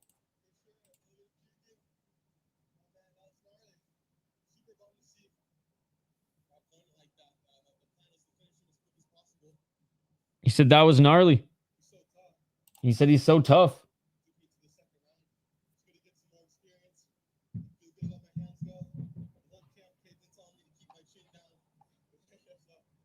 I thought Cade looked incredible, though, in his fights. Cade definitely... I don't know why I picked... Cade definitely fought way lesser opponents. I shouldn't even say that. Cade in his first fight fought a guy way easier than Adrian Lee. But then he fought a couple guys after with some experience, if I'm not mistaken. Or at least one of them actually had, like, more than 5 fights. I don't know enough about... I mean, they're pretty big. I don't know much about the jiu-jitsu lore and things like that. I will say, like, they're big, right? Like, isn't Cade 155, 170, and Tye is 170, 180 for jiu-jitsu or something like that? Again, I'm no expert. Maybe he did. Maybe he did. I would love to see that someday. Though Cade's opponents were not on Adrian's level. Seriously, what's the name? I will find it for you. I'll find it for you. And again, it's kind of a meme that he's my favorite deep fighter. But, like, honestly, his fight was fucking insane. So, oh, and wow, Tye Ruotolo getting another bonus in one. Surprise, surprise, baby. Hey, what's up, Lazy Bed? Good to see you. Good to see you.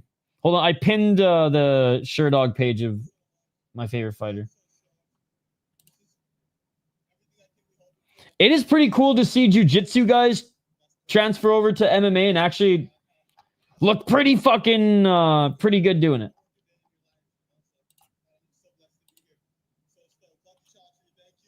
Saying love you, Charity. Thank you. Freaking Charity Sitadong is not giving out that bot here tonight on this fight night.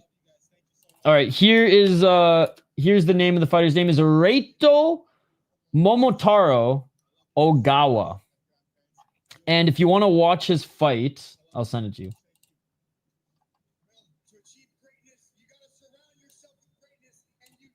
It's kind of a meme, but as the fight goes on, you will be like, holy fuck, I get it. Dude, like K1 in our live chat, his profile picture is the Peach Boy.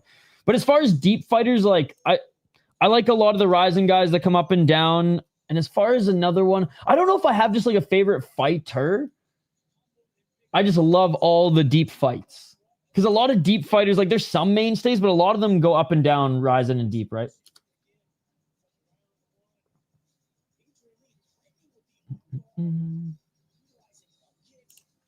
Well, I mean, their names. Maybe the storyline Christian Lee, I think, destroys Ruotolo. Again, I'm not as butthurt after watching that than it seems like the majority here. Yeah, I mean, dude, one is having a hard time selling their MMA because they have no MMA fighters. They're letting everybody go now because they can't pay them. Shout out to Quan One Il finally being out of ball and chain. So they're selling, the Lee name and the Ruotolo name here. And again, on paper, not the worst matchup, but obviously we watched that.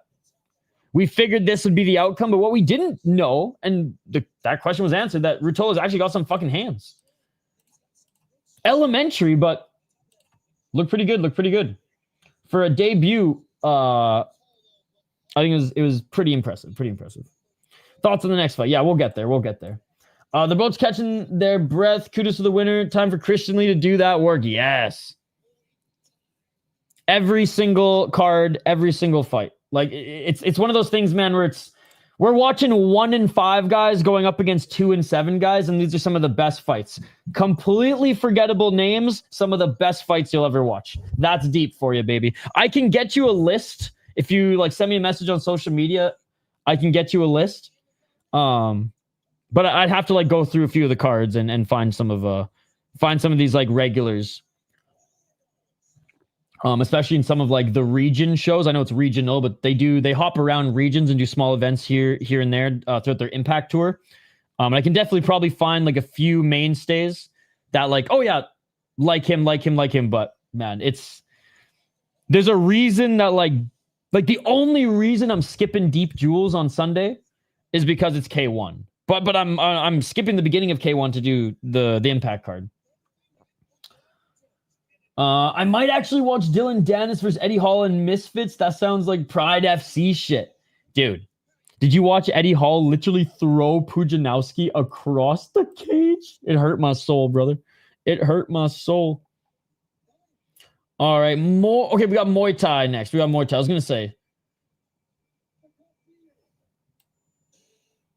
going to say.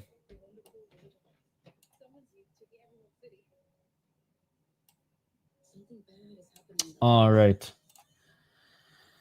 Ushiku versus Fukuda is a pretty high-level fight. Dude, 100%. 100%. Good to see you back in the chat, by the way, sir.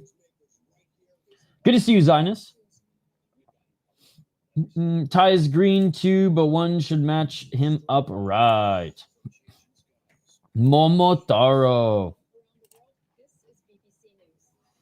In deep, yep. There are look, the top of the deep cards that usually have some good matchups like Ryzen, Road FC, Black Combat level guys for sure. Shoot, I mean, dude, Victor Henry ripped up deep as well before he came over to the UFC. So there are some good fighters. Shinryu was a champion in deep, and Cage Fury FC at the same time actually came over to North America to snatch that belt quick. Sometimes, especially when they have their Grand Prix, their tournaments, I'll definitely watch a lot of tape and do a bunch of studying. But the beautiful thing about deep is you fire it up, Deep Jewels are deep, and you're going to be entertained 90% of the time. The fight's going to be absolute savage. You're going to have crazy knockouts. The superior rule set fights always deliver. And I mean, like the current heavyweight champion in Deep is pretty. It's tough to say he's pretty damn good because he's only beaten, other than like 2 guys, he's only really beaten up on cans. But he knows the assignment to put on a fun show for the fans with the superior rule set. Let me show you here. Let me show you quick. Then we'll get to the matchup here, guys. I promise. They haven't even made their walkouts yet. That's why I'm ragging the puck, as we say in the Great White North. But look at this guy. Absolute beauty. He shared this, which is great. One is deep belt. Little liquor. Little Siggy. Fucking beauty. And this is how he won the heavyweight title. Or super heavyweight title, I should say.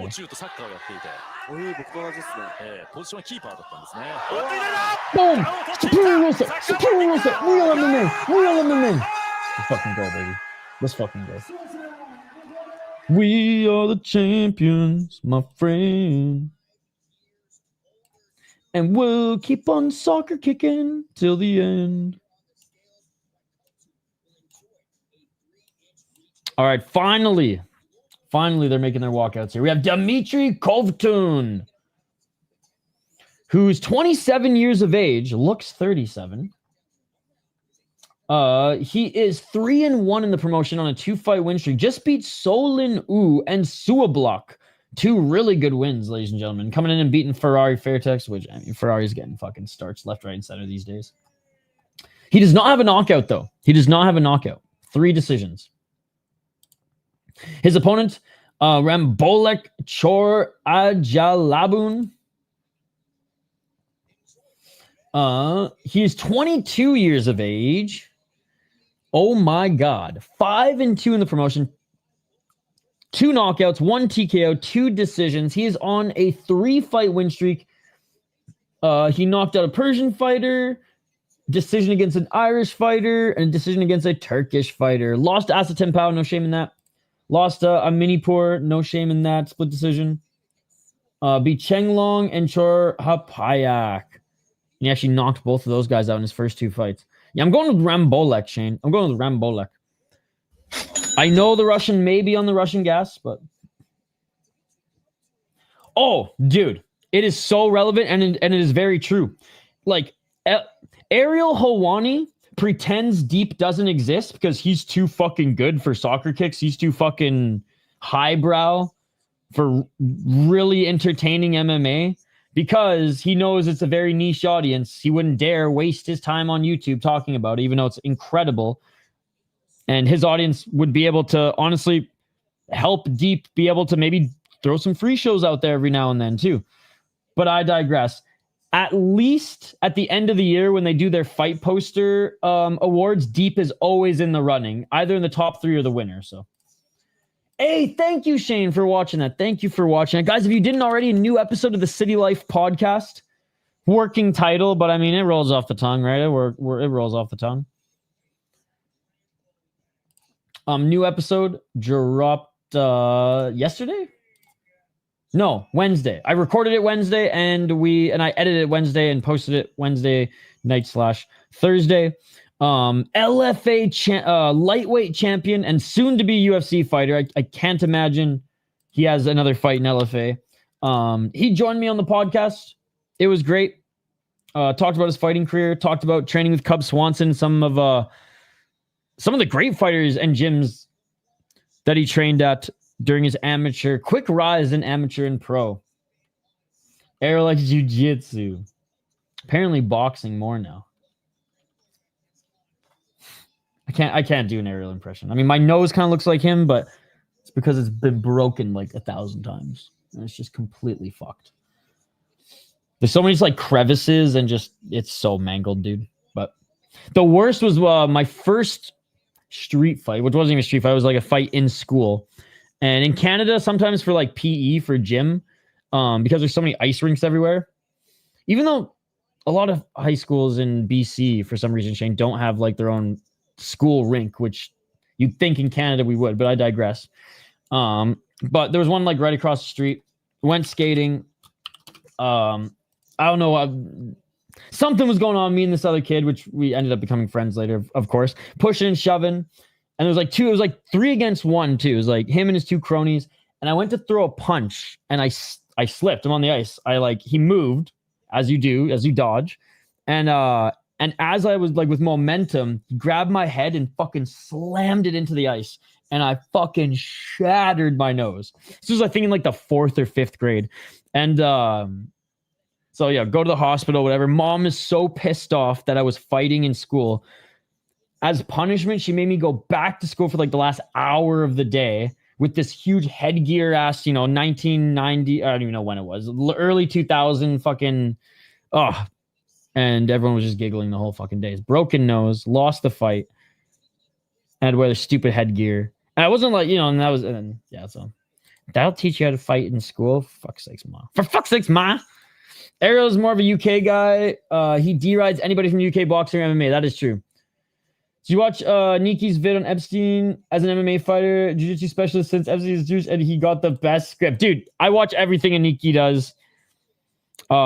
He's great. He's got really good scripts as well. Very good humor. He knows his audience. Is there a specific question I should ask to get him more interested in those other promotions? I truly think he just doesn't know/care, have time to watch or get invested. But if there is a way to get his attention towards something, I'd love to try. I just think it's just that doesn't have the time. He's a father.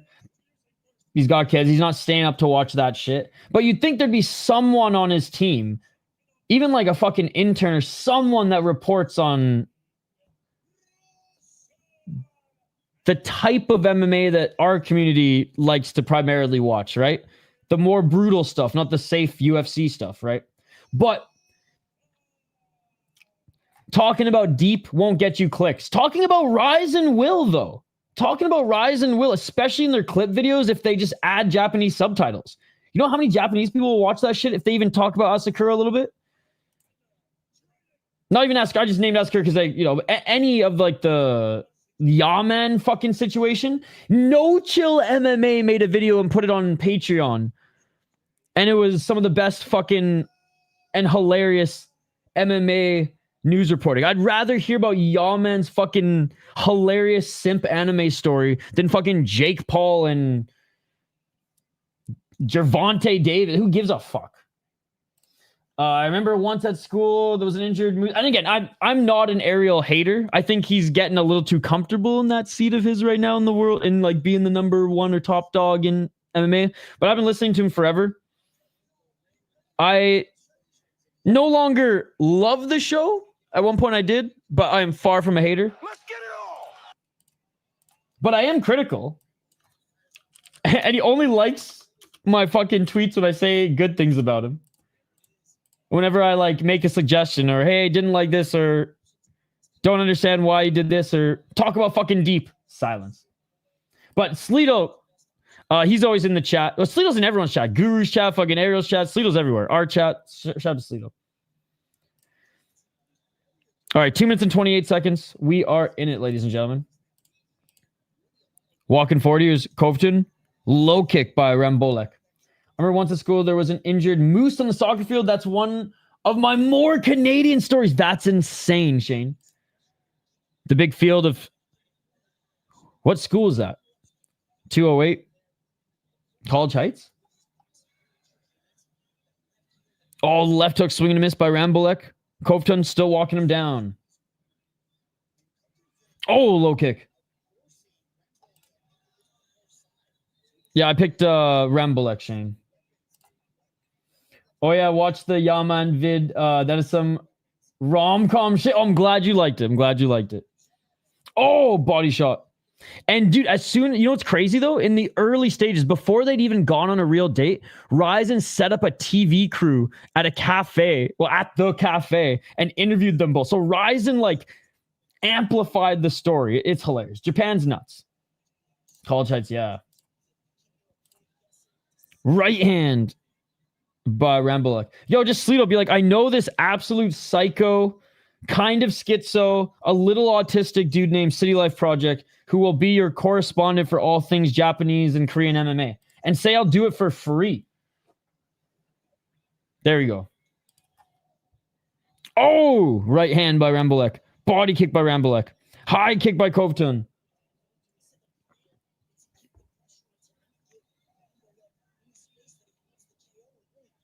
Oh, body shot by Rambolek. I'll throw highlights together for them. Notes. I don't even have to be on screen or speak. I could even just write the fucking script for them. But people need to know about Black Combat. People need to know about Deep. People need to know about Rising.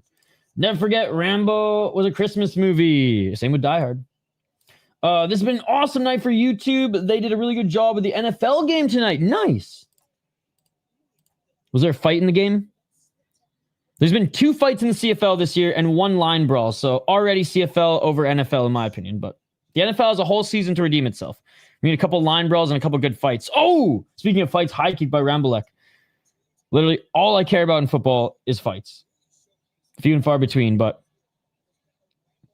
in the CFL it happens at least once a year. So let's go, baby. Let's go. 3 downs and fights. That's what we love to see. All right, round 2. I got Rambolek, man. Hardcore Maxin. No fights, but they did a really good job on letting the streamers do the game tonight. Okay, cool. That's awesome. That's awesome. Rambolek has some nice body kicks, and I think that's what ultimately won him the fight. Yo, speaking of the NFL, speaking of the Devil, one championship showing their Prime Video NFL schedule. Vikings male cheerleader is why you like football. Just admit it. No, Quick Trip though is. Oh, check it out, dude. Custom Vikings Quick Trip shirt. Let's go. This is the only reason I root for the Vikings. How cool is that? How cool. This is literally my favorite shirt. Quick Trip, but in Viking. How fucking Minnesota is this, dude? How fucking Minnesota is that? It's more. That is more Minnesota than this we got over here in the office. Meet all the casuals. Akbar Abdullaev, man, he's a problem, man. 241. Let's get it on. As we get into the second round. For some reason, my comments aren't showing up on your live chat. Shane, in the top of the YouTube live chat, click all chat, not most relevant.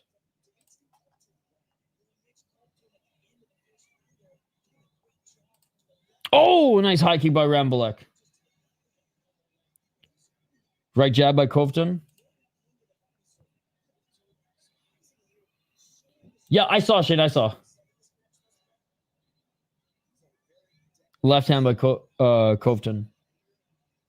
That is how I would be if he. That's how I would be if he came to the UFC. 155 clinching. Ref separates. Abdullaev is good, man. He's very, very good. Dauev's a good underdog, but Abdullaev's badass. Low key, some really good fights on this card so far. I'm sorry if I pissed off chat. I know a couple of you upset about the Lee fight. A couple of you upset I wasn't covering LFA, but I'm sorry, chat. I'm sorry.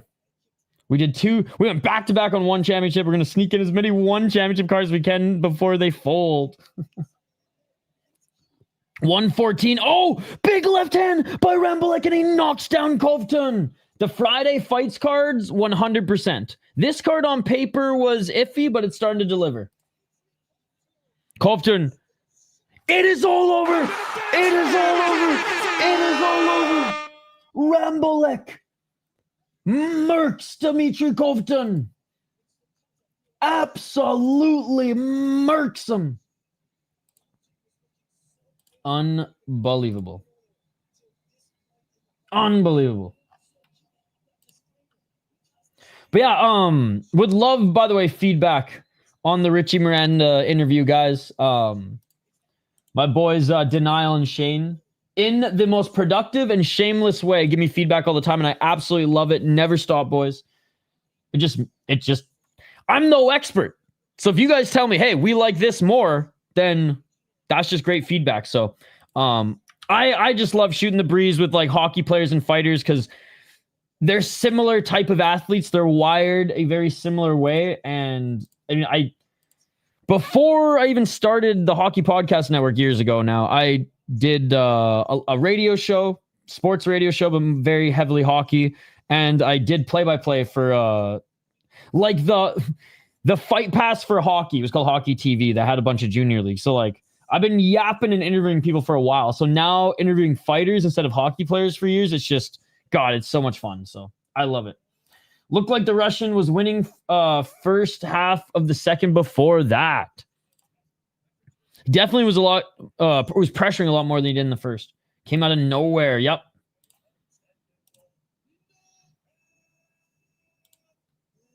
Abdullaev KO first round. Yo, good win by Rambolek. He was and gave up from one punch, saw the pink mouth guard, and then it made sense. I don't think the mouth guard has anything to do with it. Something I don't like on one of C's MMA and grappling in the ring always causes problems. I hate these flimsy ropes, but I love the Ryzen ropes. No bias whatsoever. They are a little sturdier, but yeah, ring is more for the aesthetic, not for the practicality. As a Ryzen stan, I will be the first to admit that. And Ryzen's cage is dope, man. The only thing about Ryzen's cage is the fighters are way too savage, right? Way too savage. Like one of Shane and my favorite fighters, who I think he's just retired now. Unfortunately, crashed out in the UFC hard. Like, looked awesome on the regional scene, looked awesome on Dana White's Contender Series, won with a broken leg, comes into the UFC and is fucking losing to absolute fucking cans. And he hasn't fought in like 2 years, but in Ryzen, he was a savage, bro. An absolute savage. Let's see if I can find that fight. He got disqualified for stomping a guy, which is fine in Ryzen, but you can't grab the cage and stomp for leverage. And yeah, dude, he oh my God. It was fucked. So anyways, I love him as a result, because you guys know me, you know me. If you do steroids or superior rule set, even savage fucking cheat in superior rule set, you win my heart. All right. So, oh my, shout out to Stamkos 96, my boy. So that's totally legal, but this is not. When you're grabbing the cage, you can't stomp. You can stomp, but you can't stomp while grabbing the cage. The cage brings out the inner savagery. Oh, man, I miss Kinoshita so much, Shane. I miss Kinoshita so much. No Japanese Ryzen fighter would do well. Maybe Horiguchi. Dude, there's so... What are you talking about? Ryzen's a great league. There's so many fighters that do well in Ryzen. Bro's acting like Satoshi doesn't exist. Kleber doesn't exist. I think he means deep. Cricket lover means deep. Oh, damn, that was gnarly. Just watching US Open semi. Good attempt from Canadian. Dude, he needs to get over the hump. OJ. I was expecting better from Kaya Sakura. Me too, to be honest. Especially because like he was able to beat wrestlers in Ryzen, like Juan Archuleta and some other guys as well, but it's a different level, baby. Horiguchi, I mean, he has already done well in the UFC. He went, what was it, 7-1?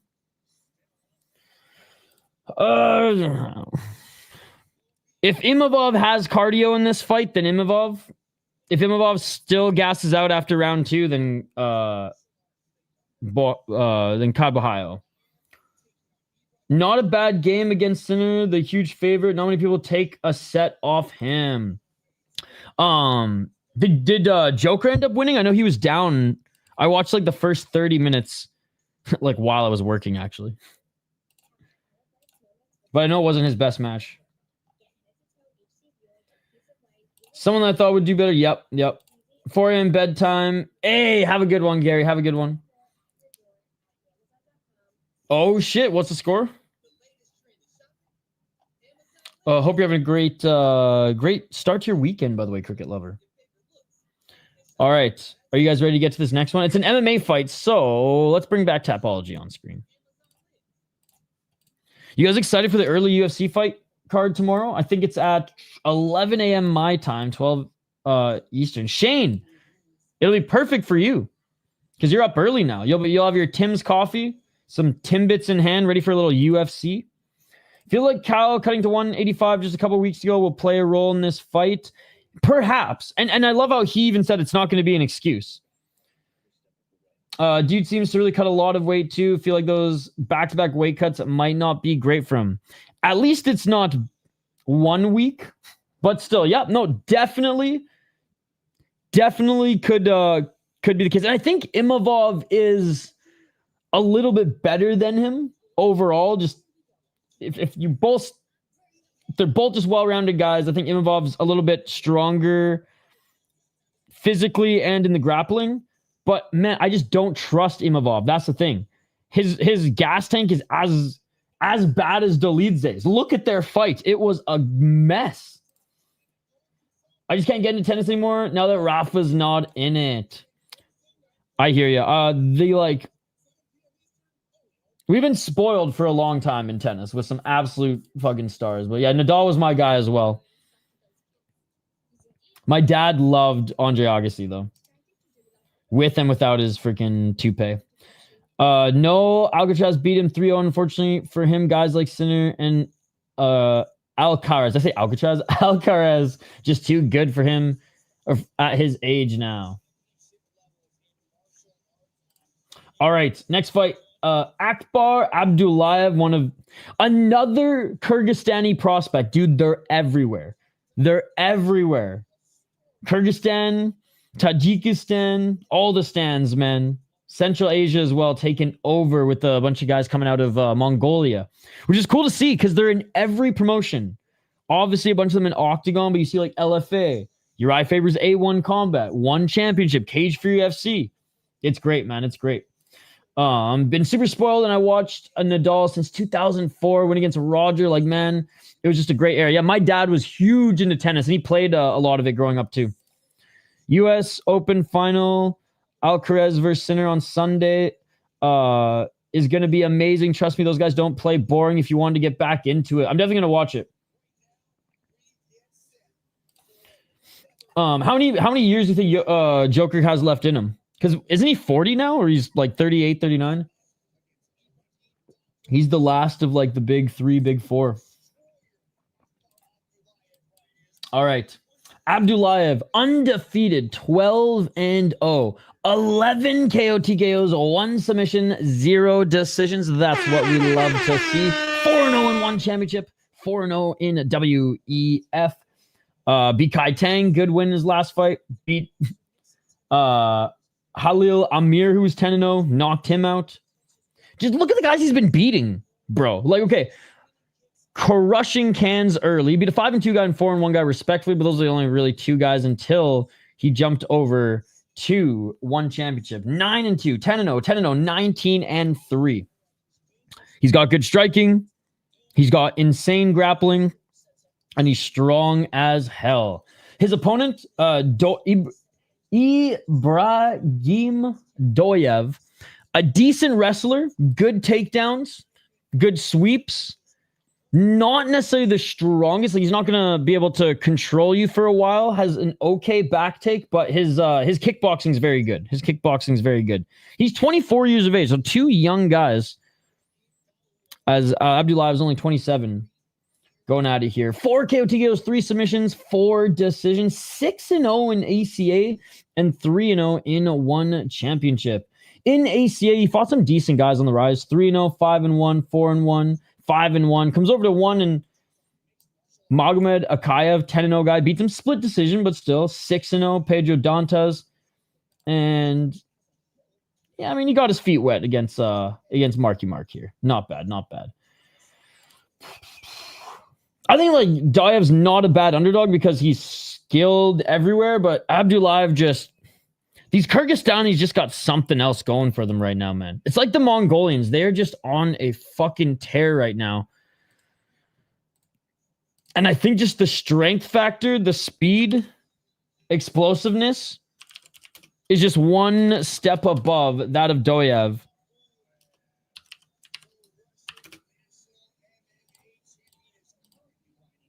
I'm hyped for this matchup. Let's go, Anthony.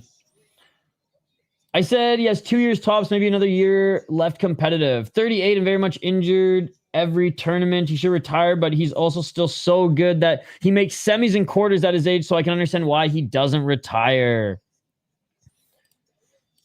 Well, let's hope we see him relatively injury-free.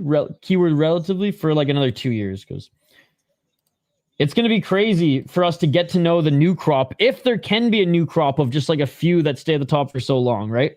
I know there's a few really good prospects out there. Oh, Malakin in the corner of Dauev. Maybe not in the corner, but hyping him up anyways. Freaking Malakin in his PJs, ladies and gentlemen. He's a Maple Leafs logo away from looking like John Tavares up in this bitch. Shane's going Abdullaev. Fuck, where are we at? We got 2 more fights left after this, Shane. Where are we at with the beer bet? Because if I'm down, I'll pick Dauev. But if we're tied or I'm up, I'm going Abdullaev.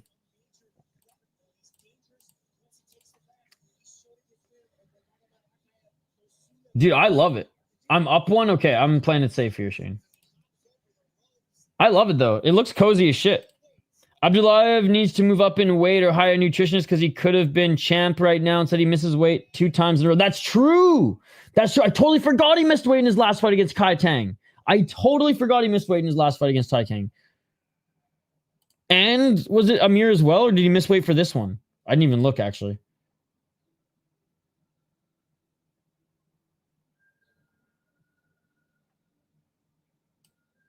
Is this now a fucking catch weight or something?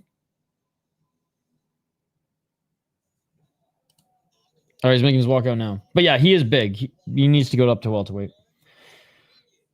It looks absolutely cozy as hell.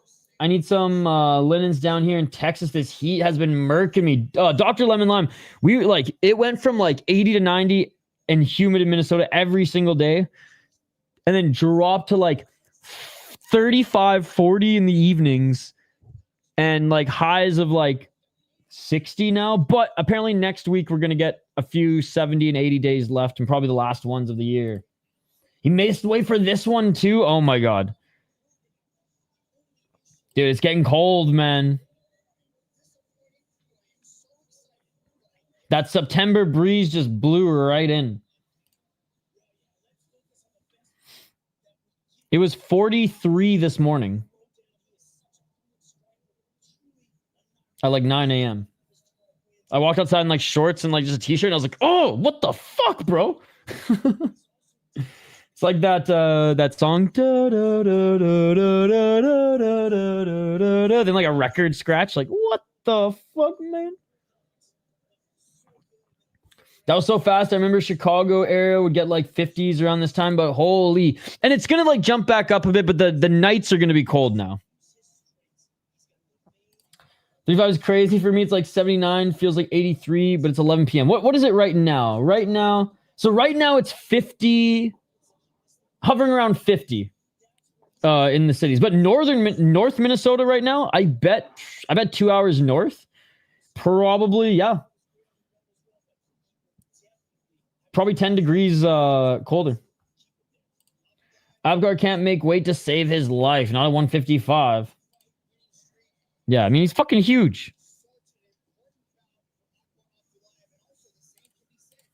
Bro, how funny is it that, like, Juan Archuleta is actually, like, winning again? And despite him being a former Ryzen champ, they want nothing to do with him because he just cannot make weight in Japan. I have 99 for me today and currently 85. I mean, I don't complain with the weather for the most part. Like, if the power goes out, that's one thing, but like, it is what it is. Only when I'm watching Deep and the power goes out do I get pissed off.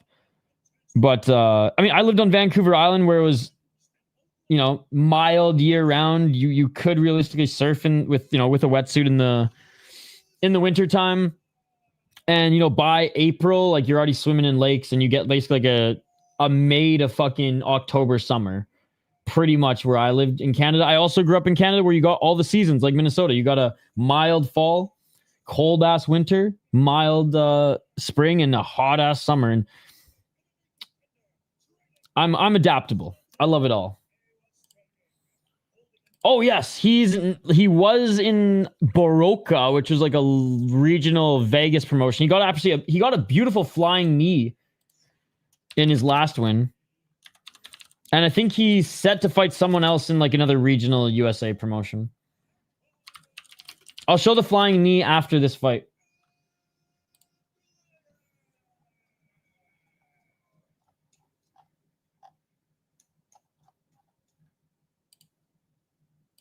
All right, here we go. Round one's about to start. Shadow can lose this fight for real. Akbar and Shadow for a 5-leg. Round two. Or sorry, round one. Why round two? Round one coming up. Let's get it on. I'm good with weather too, to be honest, but my electric bill has heated the heat, and I hate my electric bill. Oh, yep.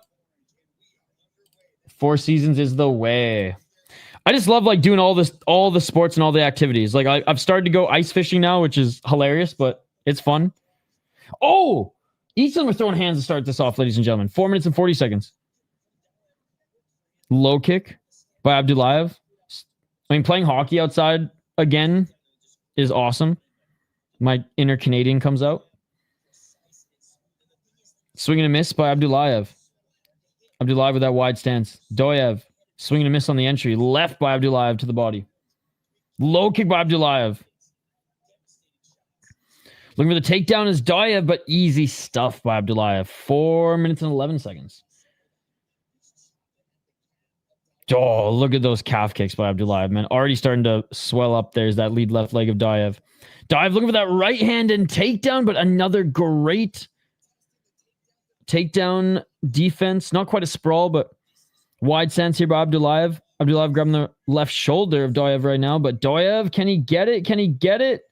And Dauev gets it, man. He eventually gets the double leg. Oh, but big elbows by Abdullaev. You know, it wasn't to the back of the head, ref. Chill the fuck out. Go get some sleep. You've had too busy of a day. 3:33. More elbows to the side of the head. Dauev, legs locked, trying to pull Abdullaev away from the corner. 3:19. Abdullaev back up to his feet.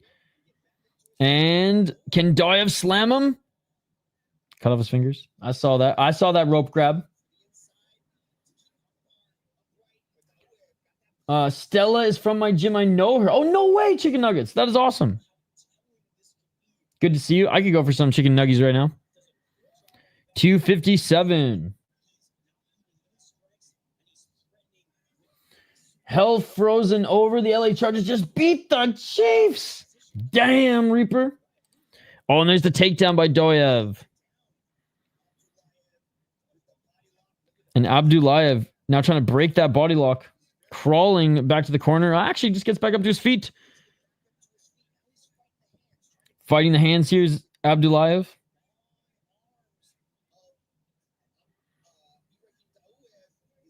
.224. And Abdullaev trying to get back at around center here. Spins. Underhooks. Can Dauev get that left single leg? Pushing Abdullaev up against the ropes. I'm watching on Amazon Prime Video. 2 minutes. Dauev is going to gas himself out and get finished. 148. Doesn't quite complete the takedown there. And Abdullaev still on his feet. Dauev with the right hand. Oh, Abdullaev with a kick to the body, and they separate back to center. 1 minute, 30 seconds. Left to the body. Left hand. Abdullaev with a left hook. Abdullaev with another left hook. God, his boxing is so clean. Right uppercut. Oh, looking for a knee was Dauev. And Abdullaev with a beautiful reversal.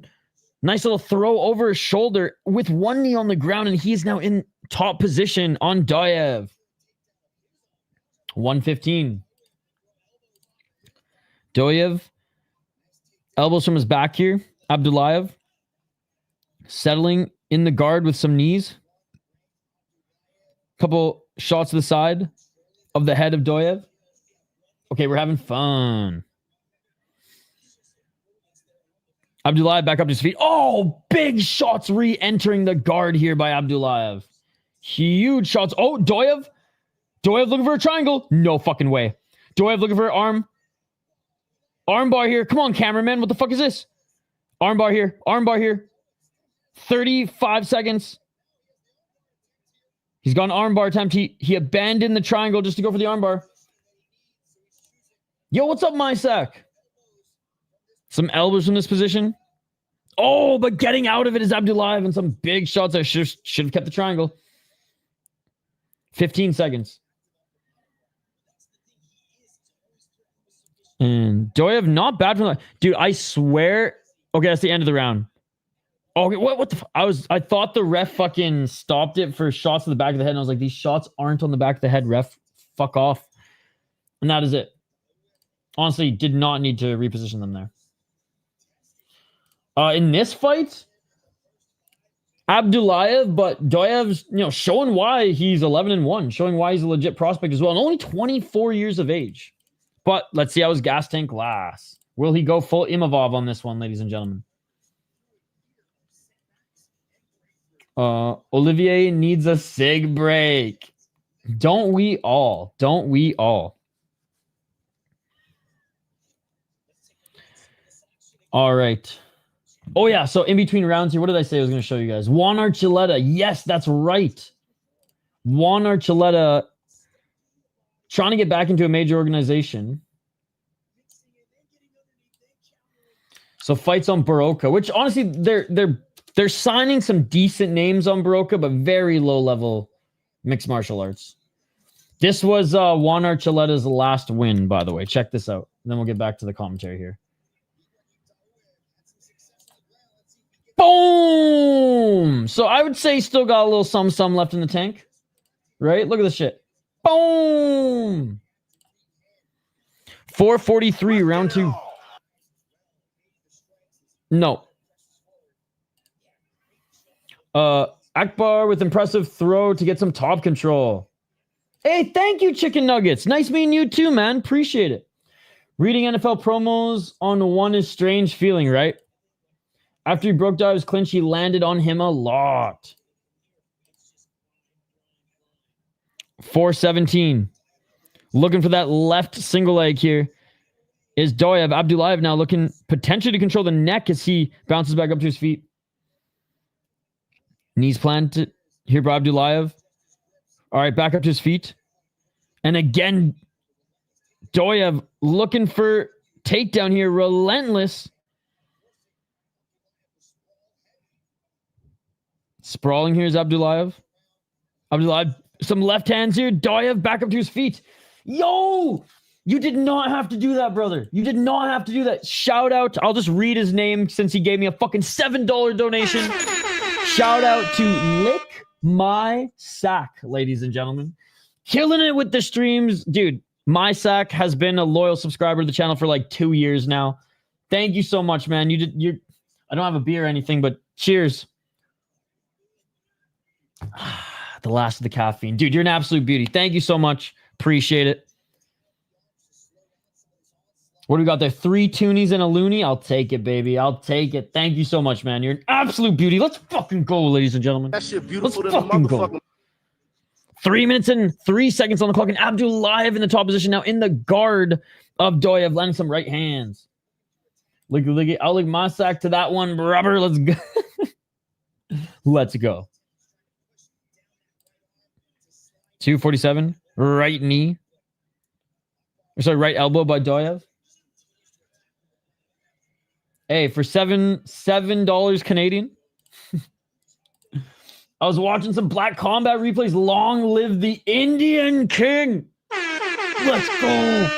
Dude, Black Combat's so good. I'm glad that they're posting some of the fights on their YouTube channel. Oh, yeah, Dauev might be finished here. He wastes a lot of energy to eat a knee to the body. Can't get the takedown. And now Abdullaev just... with the top control here. And yet the broadcast just said it. Dauev's gas tank. 2 more after this. 2 more after this. Then tomorrow we got UFC, Deep, K1, Deep again, tape delay on the second Deep card, but hey, we're going to cover it regardless. And then tape delay for us because the second card's at the same time as K1. And then Fury FC on Sunday. 100%. Dude, we had 1,500 people in our live chat for the second Black Combat card that we streamed. It was nuts. Yo, Abdullaev's grabbing the shorts of Dauev. He's going full Mukayev. Dude, yes. And they're just doing everything right there. They're doing everything right. They did like a Brazilian Ultimate Fighter show and brought in Shogun, Aldo, the Nogueiras. Mr. Black knows what he's doing, man. Mr. Black knows what he's doing. And, dude, they're already almost as popular or more popular than Road FC. And Road FC's been around for what? Almost 2 decades now? Oh, big left by Abdullaev, and he's trying to get into mounter. Dauev keeping him in half guard with that right leg. But I will say, it was either Jay Horrocks or I forget. There's a few of you who've been getting. There's like 2 of our friends who watch Japanese mixed martial arts with us all the time. Hype MMA, that's what it was. Hype MMA kept hyping up Black Combat, and we finally did it, and I'm hooked. It's one of them for sure. There's some bottle the barrel ones like AFC. TKZ is, they're very new, but that league's starting to do well coming out of the gate. And then, then you got Road FC, which is like the OG. And I mean, so many, so many UFC fighters have come from Road FC as well. A little bit of ground and pound here. Still by Abdullaev as we end this second round. Was he okay? Then it must have been Hype MMA. I scanned the log ticket and was so pumped too. I forgot it wasn't Saturday yet. Hey, see you later, Terrence. We'll see you tomorrow. Oh, not quite Saturday. Almost. All right, round 3 coming up, guys. Dauev landed a few shots. But then got out-controlled, out-grappled, and couldn't get the takedown. Some nice elbows on Abdullaev. Grinding this one out.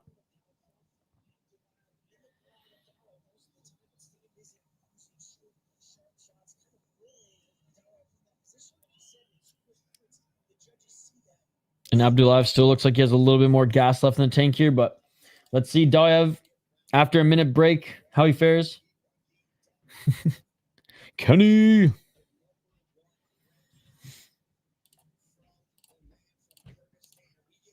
All right. Third and final round. Let's get it on. Black Combat I have beef with just because the one time I bought their membership, planning on watching it the next morning, I woke up and the stream was gone. But didn't it come back? Oh, big right by Abdullaev, left by Abdullaev. It's because they use copyright music in their fucking stream. Now they've started to mute them, which is good.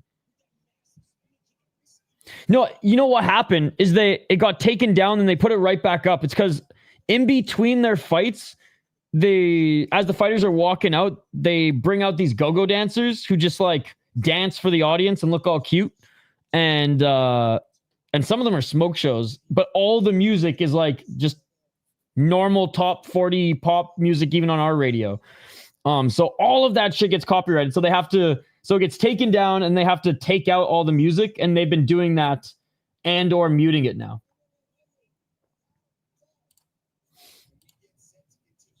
What's up, Angel? No, Black Combat does do that. I'm not capping. Black Combat does do that. I'm not lying. 357, Abdullaev back in the full guard of Dauev, and this is going to be the entire round. Yeah, it did come back, but it took a few days, I think. It was like around New Year's last year. I am 90% sure now they just mute the music, and they post the fights a day or two later as well, but that's fair. That's fair. Fucking charging us $25 to watch. I think fucking back of the head, but he's been so worried about back of the head shots all night. Straight to the real deal, Holyfield. 334. No, wasn't lying about Black Combat at all, Angel. Might try to tune in for the next Big one then. Fuck yeah, dude. My only gripe with their last card, 1 hour intermission.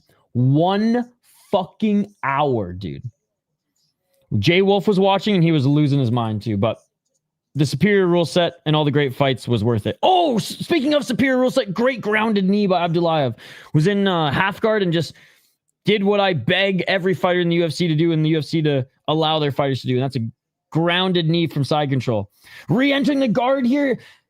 Half guard, big right hands by Abdullaev, and Abdullaev looking for that neck, but Dauev trying to scramble. Missing the UFC stream tomorrow for some golf. When's the later fight card on? I think Deep's at 10 p.m. Eastern. Hey, hope you have a great day of golf, though. Yeah, I didn't stream UFC fight night for that damn intermission. 2:30. I think I did. No. Fight night was done at that point. Dude, the Deep card was 9 hours. The fight card was... UFC was done. Dude, Deep started an hour before and ended 2 hours later. The ring sucks so much. Imagine getting broken near a cage to lay down in the middle of the cage where you can't work your way up against something. Boo. Give a shout out to Miss J who just bought me my first smoker. Having brisket too. Yo, shout out to Miss J. That is unbelievable. Oh my God, I haven't had brisket in a while. That sounds amazing. I got to send you some Persian chicken recipes to smoke. It's even better with the smoke, Mr. Gregory. All right, ref stands him up.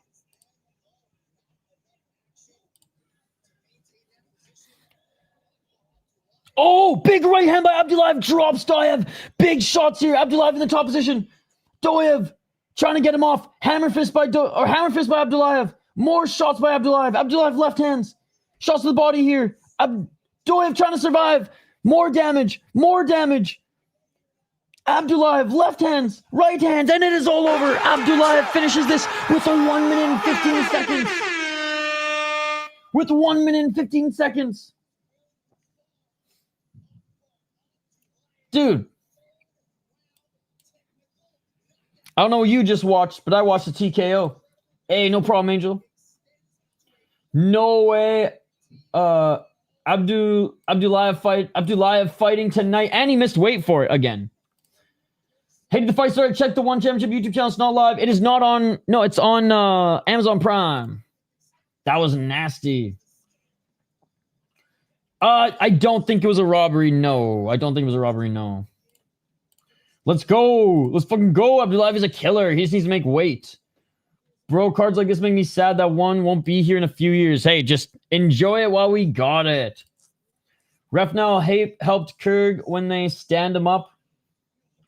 That rave helped him over.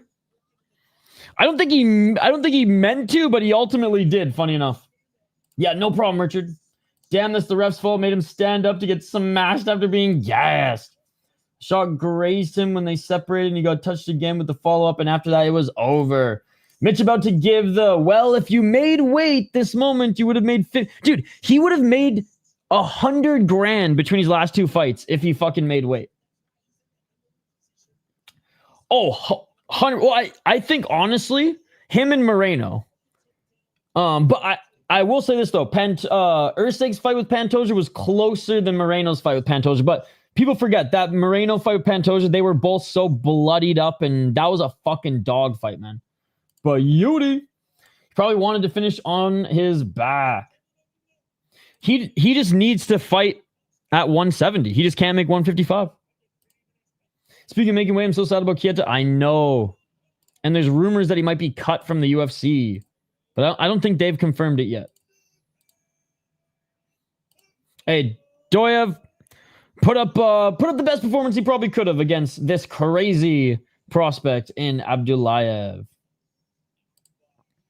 Unbelievable. Okay, I believe that's all the MMA on the card. Yeah, two more fights. Both Muay Thai. Big shout out to everybody hanging out with us tonight here. Hope you guys enjoyed the slew of knockouts in LFA. We kept some tabs on it. We shared all the highlights here on stream.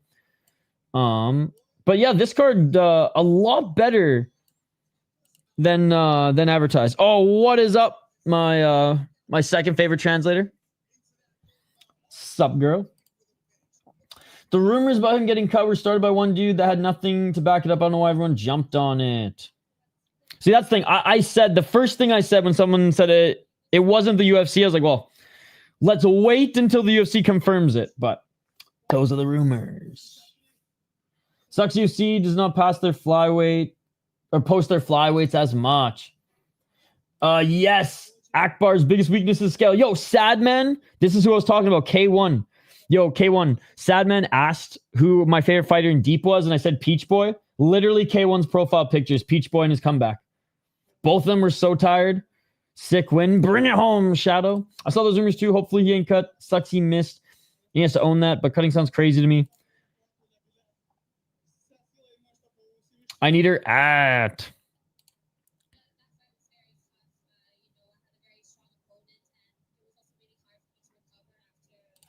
Those scales are rigged. It happened to Gon, then Kieta.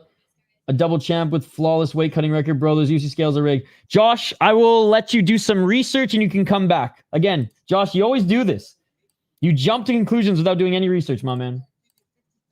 I'll let you do some research and you can come back and tell me where you went wrong there. Don't get me wrong. I think all the UFC scales should be digital, especially since they have digital in the back. But you missed out a very, very clear caveat to that. Yeah, you are completely missing the point, man. Please, I encourage you to do some research before jumping to conclusions like that. Mason Strawman about to bring American kickboxing to the big stage tomorrow. USA, I'm coping. Kid just said he was 3 pounds over and his body wouldn't sweat anymore, so I don't know what's the case, Josh. Also, fought at 155 predominantly. Took this fight short notice at 145, trying to make that too. So that's a big caveat. Just saying. Does Combat Take Global sign any fighter outside of Latinos? Just Latin America. Some Americans, but American Latino usually. Where do you live, Anthony? First of all, you don't have to give me the address. We ain't trying to dox you, but like it depends where you are in the world. He's chewing him out for missing weight. Good morning, Sagar. Using VPN today. One championship is not watchable. It's on Amazon Prime for us. I have no idea about you. How do you think missing weight affects your title opportunities? Yeah, you ain't getting none in one championship anymore. That's the answer. Does an MMA belt in one championship even mean anything anymore, though? Let's be perfectly honest. Should have just taken the fight at 155. Why would Kieta do that? Right? You're in California. You should be able to watch it in the US. Here, I'll send you the link. California, here we come. They're finally doing kind of a world broadcast.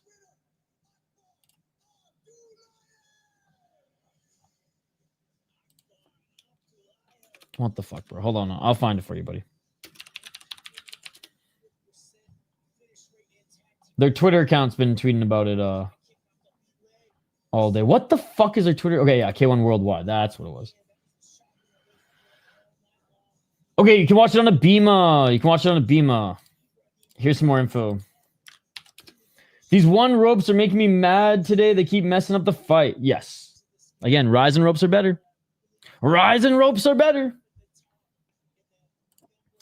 I agree, but against Pitbull in France, we probably more well-known. I bet he felt he had to go for it. I think so too, and I think the UFC also pressured him, be like, this is your shot. You may not get another shot. And he's probably like, fuck it. One championship is the last thing I watched. It's just confusing me. Well, yeah, Friday fights are always on YouTube. Their fight nights are on different platforms. No problem, Anthony. No problem. Happy to help. Yeah, what a night indeed. 2 more fights left. 2 more fights left, ladies and gentlemen.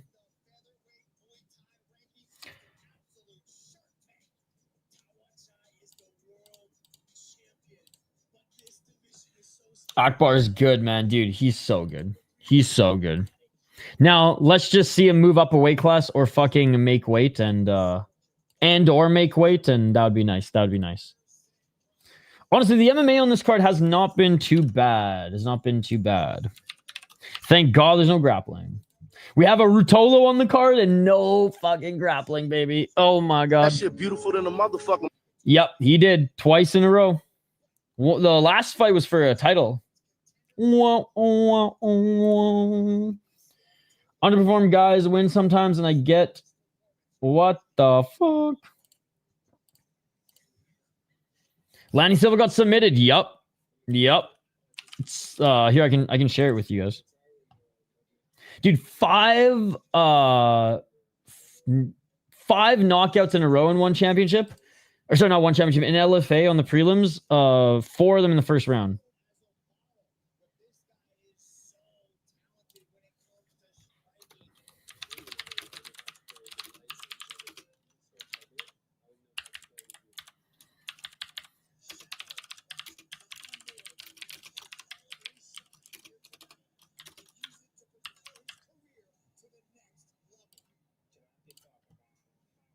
The LFA is about to block me on Twitter again because everything they post, I'm like, oh, I'm like, you charging the Brazilians $170 general admission too? Huh? All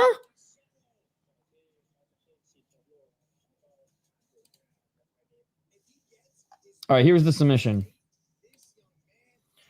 Daniel Arroyo's very good. His boxing is crisp. Bro, I thought Ibragim had tattoos on his arms. I hear, like, I don't give a fuck if the game is rigged every time I watch one championship. Yes. Well, I mean, honestly, every stream. I don't give a fuck if the decision's rigged! He's just too big. Shadow time. All right, so this was the main event in LFA.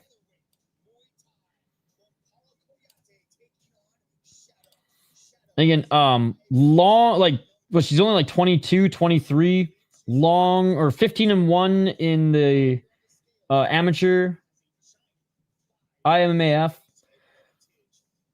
And again, not a lot of, yeah, she kind of just gave up the sub there. Didn't look like she tried to get out of it too much here, but that's in slow-mo.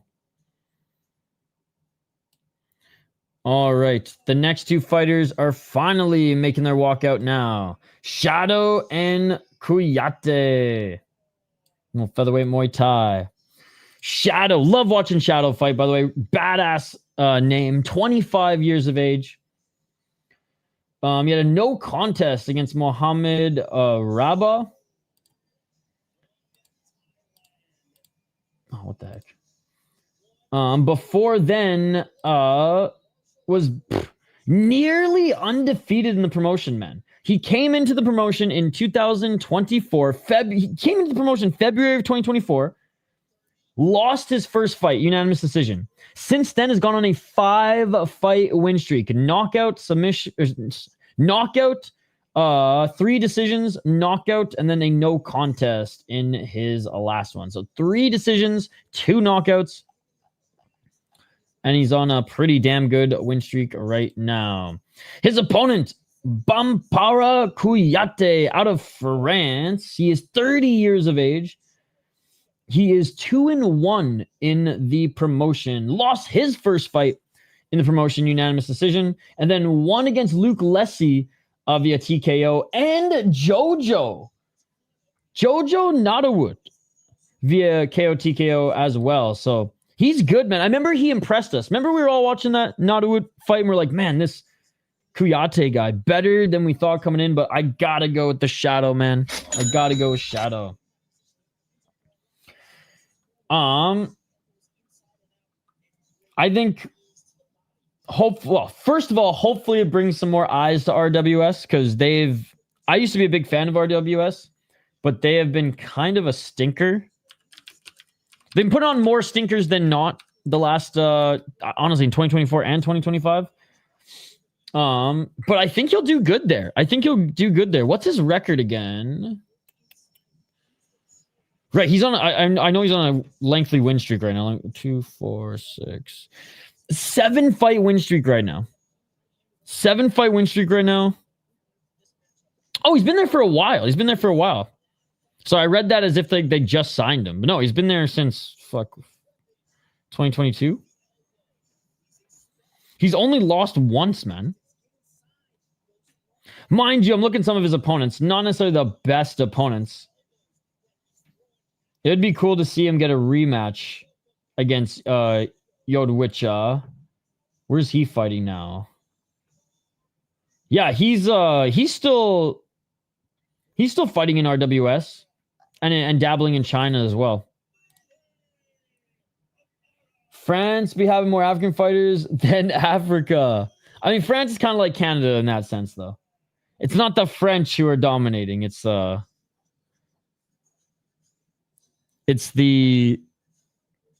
second or first generation who've got all the genes. Didn't Shadow beat him? Probably. I just closed the Wikipedia tabs.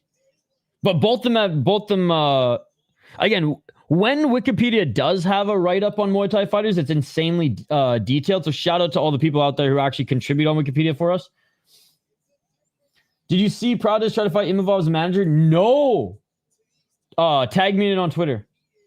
It's always funny when the translator clearly doesn't translate all the crap the fighter said. I know. Question mate, Lee, second gen and 1 after everything Angela and Christian did for Chaudhry in 1. Do you think they were throwing Adrian to the dogs? No. I think they gave him a step up in competition, but he fought a 1-0 guy, a 2-0 guy, and a 3-0 guy already in his pro MMA career. They threw him against a very talented jiu-jitsu guy who none of us knew had, like, no one could have told me that he was going to do that much damage in this fight and that his hands are actually pretty good, Ruotolo. That question was answered watching the fight. Do I think it was a hard matchup and they maybe should have built him up a little bit more before throwing him into the fire? Sure. But like Asia doesn't work that way, man. Even in Japan, look at fucking Mini Sakuraba. He's about to get fucking knocked out again. God damn it. So no, if they would have put him up against like, I don't like some fucking 8-0 Kyrgyzstani or some 5-0 Kyrgyzstani or Kazakhstani guy, then like, yeah, okay, that's put him up against a guy who's ripping up the octagon with a C regional scene, then yeah, that's a little into the fire. Do I think this was a big step up in competition? And do I think that they probably should have given him another easier matchup first? Sure. But upon watching the fight, I think a lot of our questions were answered. Lee's got the fucking dog in him. He's tough as nails. His wrestling is way better than I thought it was. Right? Held his own. Some nice fucking reversals. And on Ruotolo's side, guys got, for his first ever MMA fight, showed he has elementary skill when it comes to hands. And he went for, when he couldn't get the armbar at first, he went back into mount and started landing elbows and ground and pound. So I like those instincts. Netherlands to glory is filled with these Dutch, Moroccan, or Dutch Surinamese fighters. I know Suriname is North America. Is in North America. Suriname is not in North America. One championship. I thought Adrian looked more comfortable on the feet than Tye, but it was a good fight. 100%. Bro should have fought Akbar. I don't know about that. Yeah, Feely, appreciate your input. Big ups in the UK, brother. Oh, thank you, Paul. God, you must be up, what is it, like 4 or 5 a.m. for you right now? Dude, Paul's a real one, man. Shout out to Paul. Thank you, K1. Okay, fighters are being announced right now in the ring. Shadow, 80 wins, 13 losses.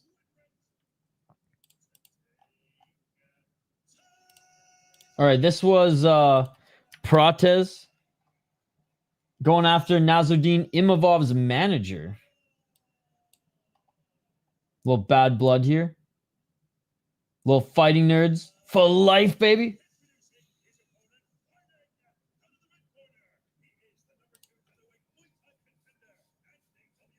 All right, Kouyate being announced right now. Again, tall and lanky, man.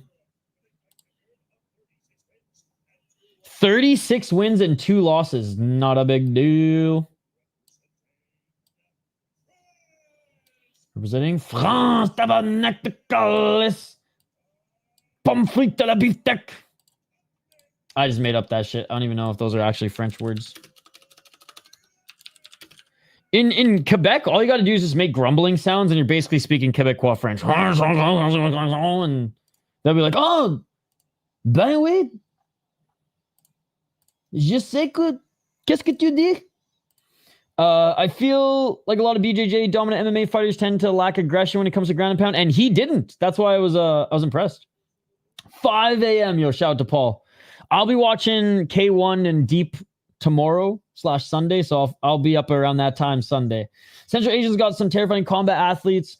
Golovkin in boxing, Shavkat in MMA from Kazakhstan, and Gunus Feval Shevchenko too. Dude, Central Asia, Mongolia, all the stands crushing it right now. Mongolia is a sleeper country producing some really good MMA fighters as well. All right, round one, ladies and gentlemen. Each of them exchange some low kicks. Oh, nice checking of the low kick there by Kouyate. Shadow pressuring him into the corner here. Lopez versus Silva will be a fight to watch. Them Mexican chins, man, yes. God, I can't wait till Vallejos climbs up the ladder, man, and he can start fighting these guys too.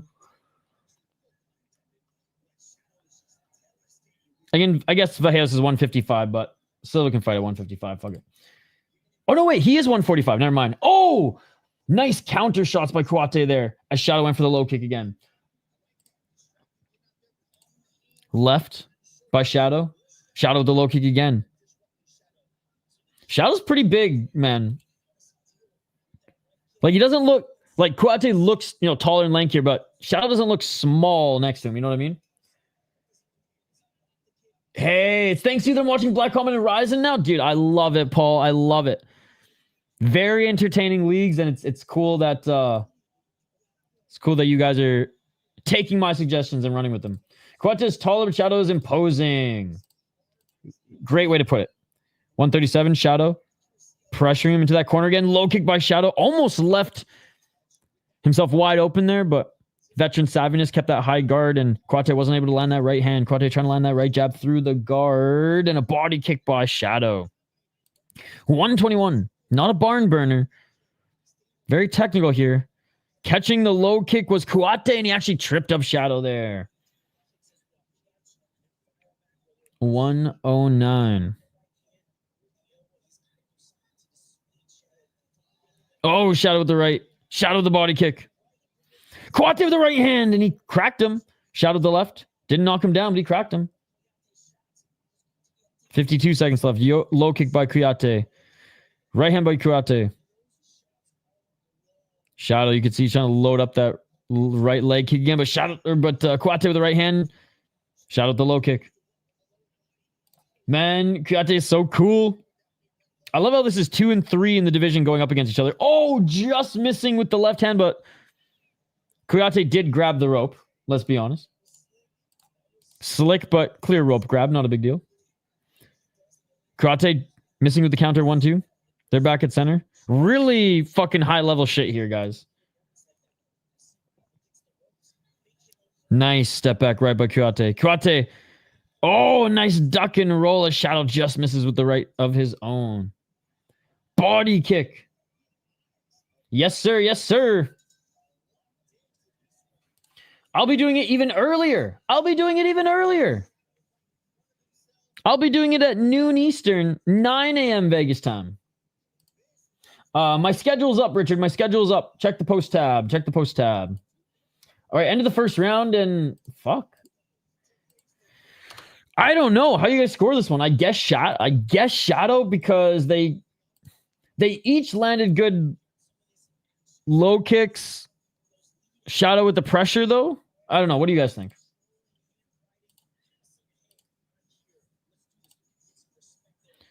I think it was pretty even other than the pressure from Shadow. This looks more like a regular Muay Thai fight than a one championship Muay Thai fight. I like it. I think Shadow could go either way.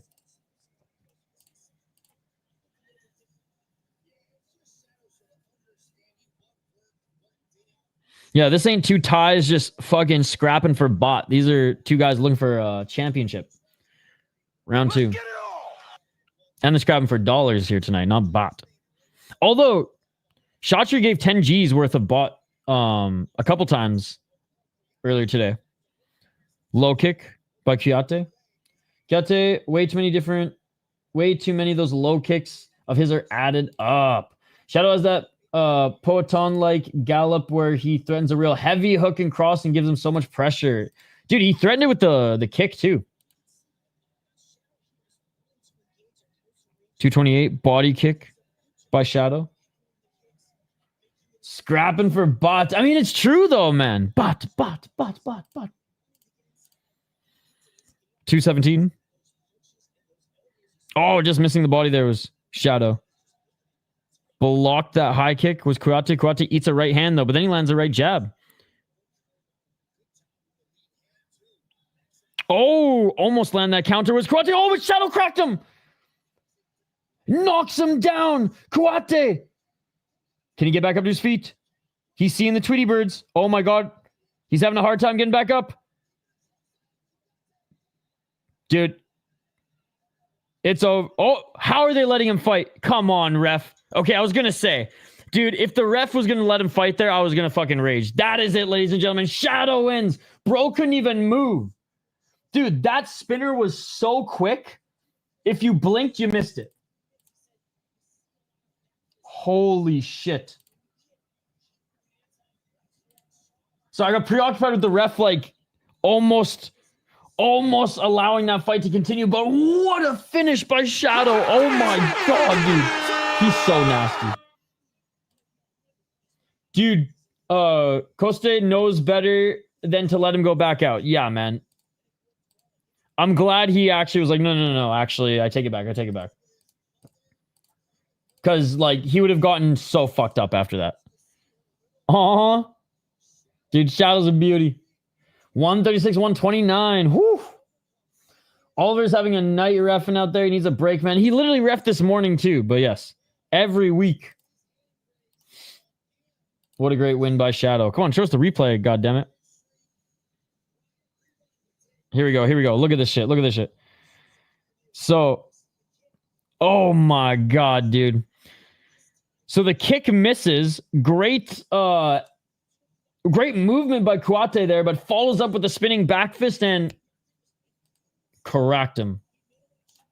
I thought Kouyate was winning though on the second round. I think he was doing the first round. I really don't know. The first round was just leg kicks. Second round, probably Kouyate. Still up for grabs, but he's good, man. He's good. That ref had second thoughts. Shadow almost send him to the Shadow realm. True. Shadow. Well, I mean, thank God, because if the ref would have continued this, he would have gone to the Shadow realm. Dude, let's go. Let's go, man. I'm super stoked for Shadow. He's so fun to watch. So fun to watch. Oh, he's getting that dollar bonus, baby. None of that bot. He's getting that dollar bonus. Come on. Give Shadow some money. Hey, hold your head up high, Kouyate. Fun fighter. And I'm excited to see him back here. Nice. Let's go, Shadow. Shadow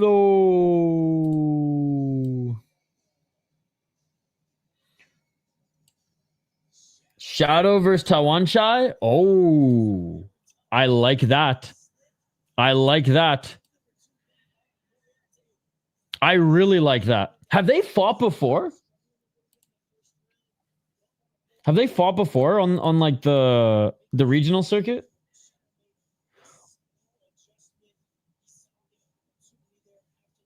Oh no.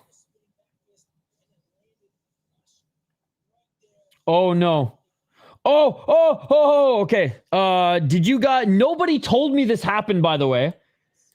Oh my God. If you guys have a light stomach, the fight is over. This fight just started. Or this fight hasn't started yet, but this fight just wrapped up. We had a leg break in ACA.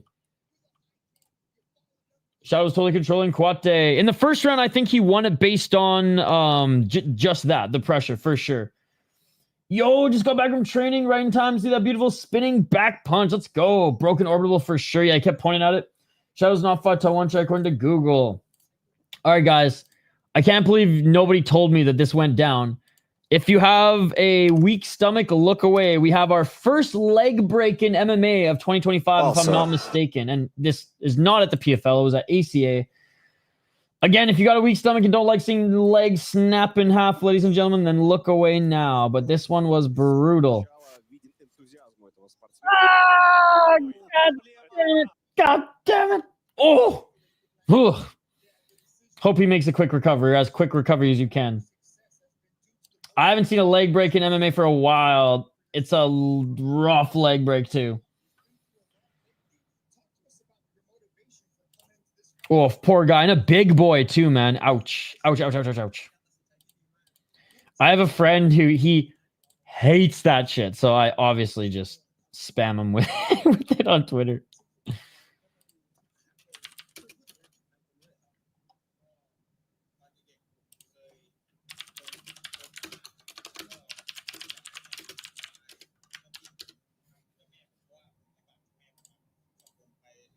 Oof. For fuck's sake, check those foot wraps. He had lead in there. Nasty. At least he didn't step on it. True. Meh, walk it off. Ain't gonna look at that. Gnarly. That's all. I gave you guys a fair warning. I gave you guys a fair warning. Oh, dude, Shadow, you're such a beauty. He's giving a shout out to his mom, who's in the ring. He's like, I was poor once, and my mom supported me. He said they were surviving off 50 baht. I saw that live and was traumatized. I saw Tumenov got a win in the main event, which is great, but whew, yeah. Oh, what a beauty. Typical Tye style post-fight mom moment. His mom is in the ring. Easiest 50G setup. Good to see you, buddy. Shadow's class.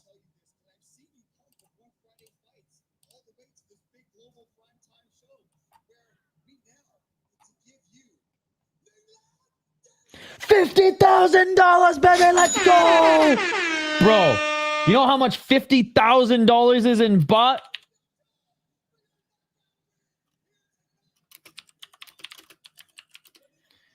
That is 1,602 baht, ladies and gentlemen. 1,602 baht.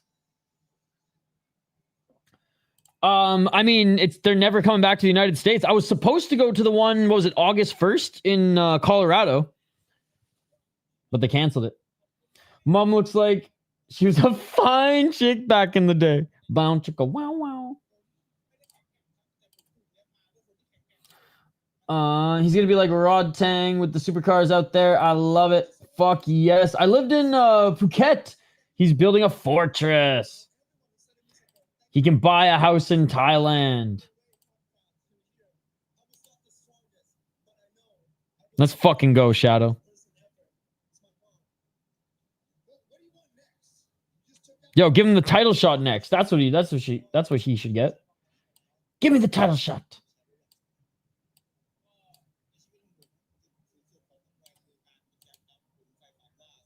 I mean, he was number, what, 2 ranked? Not that rankings mean anything.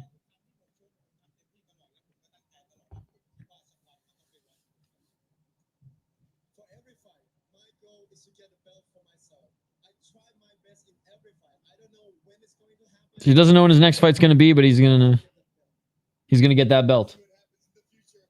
I think so. Her opponent's good, but I'm leaning Button. We'll get to it here next. Shadow.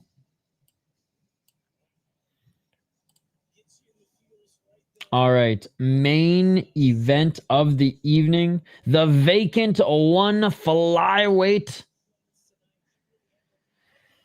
Muay Thai bout, ladies and gentlemen. Best kickboxing promotion with the highest level of fighters, or what to watch? Oh, probably, I mean, either Rise or K1. Rise or K1. Glory, I personally, if you like heavyweights, you can watch Glory, but like, I have not been impressed with Glory's heavyweight division. That seems to be fucking all like the only thing that they're pushing right now. Rise and K1 are my two favorites right now. Rise is pretty easy to watch on a Bima with a VPN as well. And then one Friday fights, but it's not really kickboxing.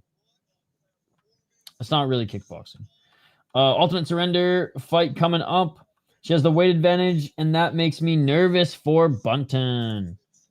Dude, Hemetsberger and like she's a dog. She's a dog. She's been in some really fun fights. She is 26 years of age, out of Austria. Has been training in Thailand for a little bit. She is on a 3-fight win streak. 3 fights in the promotion, 1 knockout, 2 decisions. And her last fight against Romanowski was an absolute... Oh, wait. That one she knocked her out. Her fight against Anna Lee Moretti was an absolute war. Her fight against Chirino was another sick fucking fight. Both of them, she clearly won 2. You can even argue 3 rounds, but like just fun fucking fights. And then, yeah, then she knocked out the Polish Swede, Vanessa Romanowski. Jackie Buntan. She is the strawweight kickboxing world champion, but we're going for some strawweight Muay Thai here. She is on a, I believe, 5-fight win streak. 4-fight win streak. Where she has 3 decisions, a 1 finish. She beat Anissa Meksen in her last fight, which was a really good win. An Italian chick, an Aussie girl who she knocked out, and a UK girl who actually Amber Kitchen put on a really good fight. That was a fun one. Her only loss in one championship was to the former champ and Swede who won championship recently cut in Smila Sundell, who if she wants to make the transition to mixed martial arts, she could be deadly.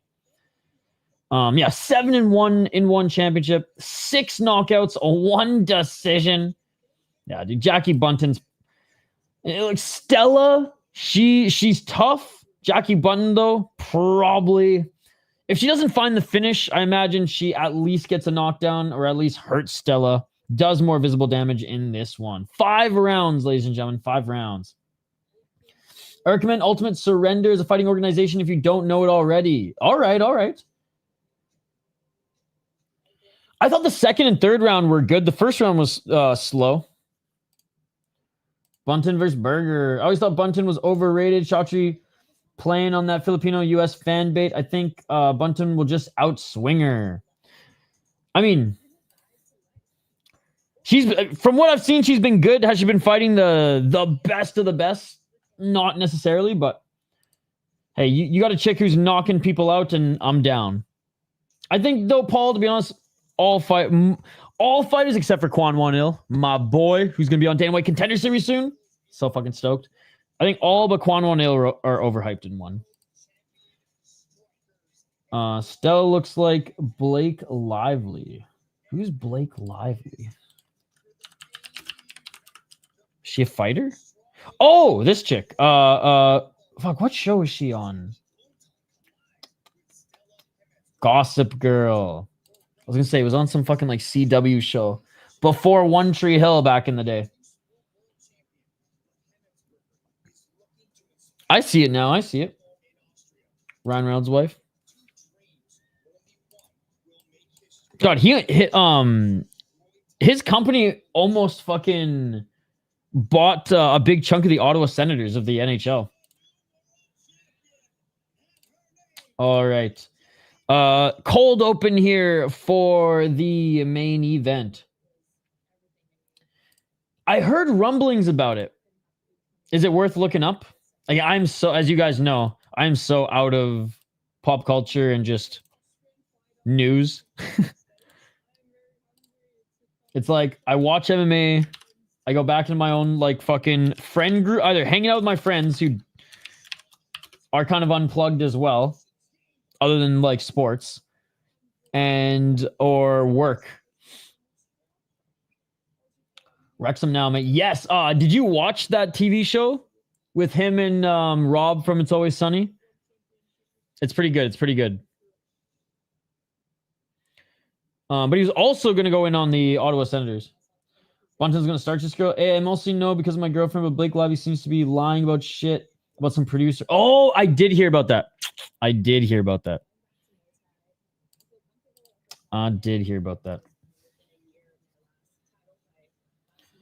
All right. I think... Well, let me know your guys' pick. Oh, let's take a look at the poll question here. Dude, I'm so stoked. Juan Diaz is good. He's a Luke's guy. You guys know, love me some Luke's fighters. I still think Jorge Calvo is the best Luke's fighter, and I think he will go down as the best Luke's fighter of all time. I don't count Diego Lopez, who's there for like 1 or 2 fights. Jorge Calvo is one of the best regional fighters out there right now. I just don't know if he's good enough for the UFC. He's like beating all the guys on the regional scene. And again, he's too small to fight Juan Diaz, obviously, but I mean, he might have fought him earlier in his career. I don't know, but that's going to be a fun fight and a winnable fight for Kwan Won Il, man, whose kryptonite is Fabricio Andrade.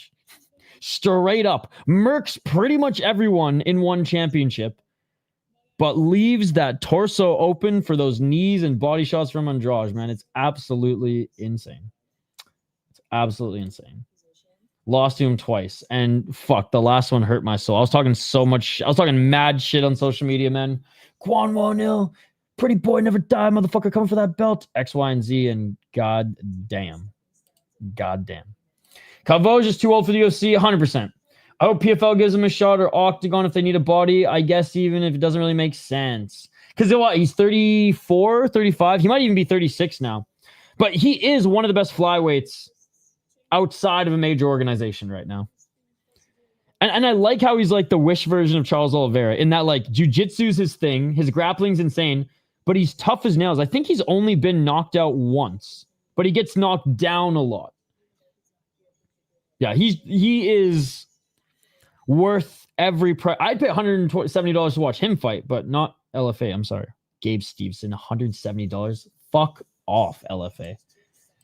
And we get Steve Asplin taken off the card. I mean, love Steve Asplin. Don't get me wrong. I'm so stoked he's on the UFC or on Dana White's Contender Series. But we get a heavyweight fight, a local guy too. One of the reasons why I'm going, taken off the card, and we get charged triple the price. Did you hear about that, Barter? Fucking LFA for the Minnesota card here next week. They raised the price from $60 to $170 for general admission. If you want in the first 6 rows, $300 to $400. If you want on stage, it used to be $150 cage side and like a couple drink tickets. It's $700. How crazy is that? Cowboy is always entertaining. Who you got tomorrow between Cena and Blake? I totally forgot that's going down. I think Cena gets submitted, dude. Cena gets submitted. He ain't fighting a mostly unwilling and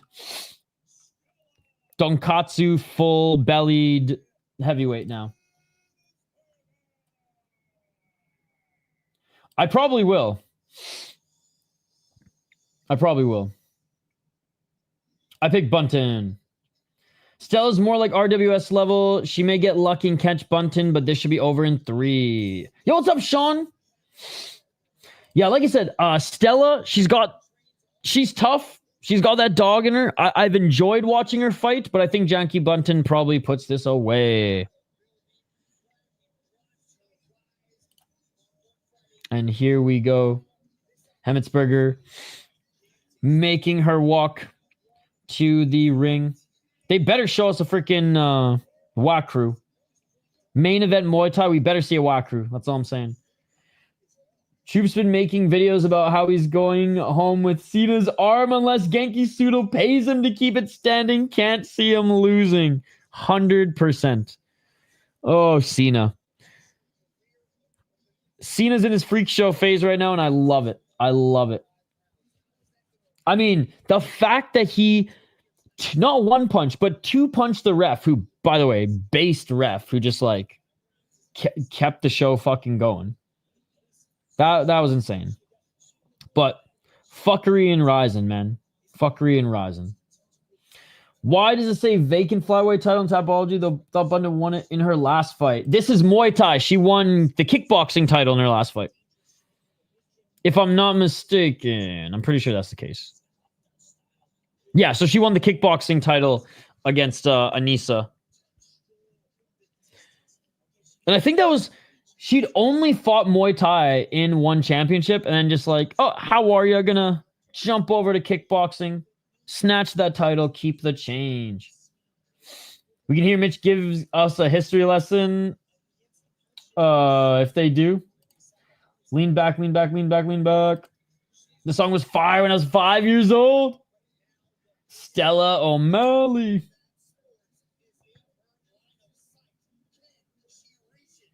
All right. Jackie Buntan. Cool to see an Austrian fighter. The Minnesota Wild have an Austrian hockey player. And funny enough, that hockey program is actually getting pretty good at the junior level anyways. The U20 level. I think they might be in the Olympics actually this coming winter as well. I thought she robbed Mexican. I thought Mexican won too. Yo, what's your top combat sports podcast to listen to? Ooh. That's a good question. For news or just interviews? Honestly, I'll give you the honest answer, Anthony. I don't have one. I would say the closest thing is Napoleon blown apart. I mean, yeah. I listened to various interviews of different fighters on various different types of podcasts. If Bear would just shut the fuck up, I mean, I really did like Jackson's because it was just, especially the first 2 seasons, like the first 2 years. Once they like kind of got through all the guys that like Rampage fought with, or around his era guys, I kind of lost interest. But that's a great question. And like for news and for some interviews, obviously Helwani's good. But yeah, other than that, man, I don't have a good one. I listen to more hockey podcasts than fight podcasts, and I mostly just listen to fighter interviews and YouTube channels. Nap is the best. No, I will not. I don't even think there's anything else after this. I think fucking Fairtex is wrapping up in like an hour.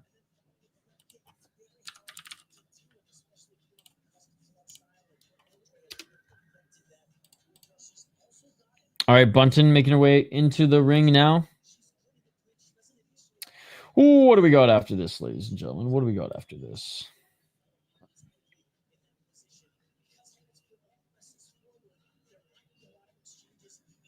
What the fuck? Okay.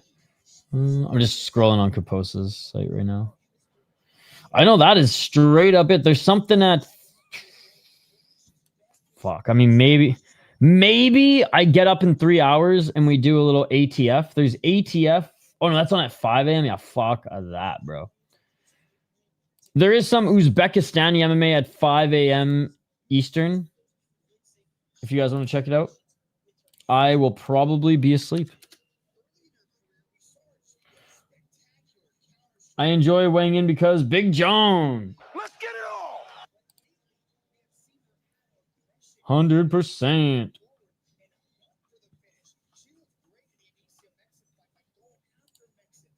What else is there? There's some Vietnamese mixed martial arts also at 7 a.m. Eastern on this channel.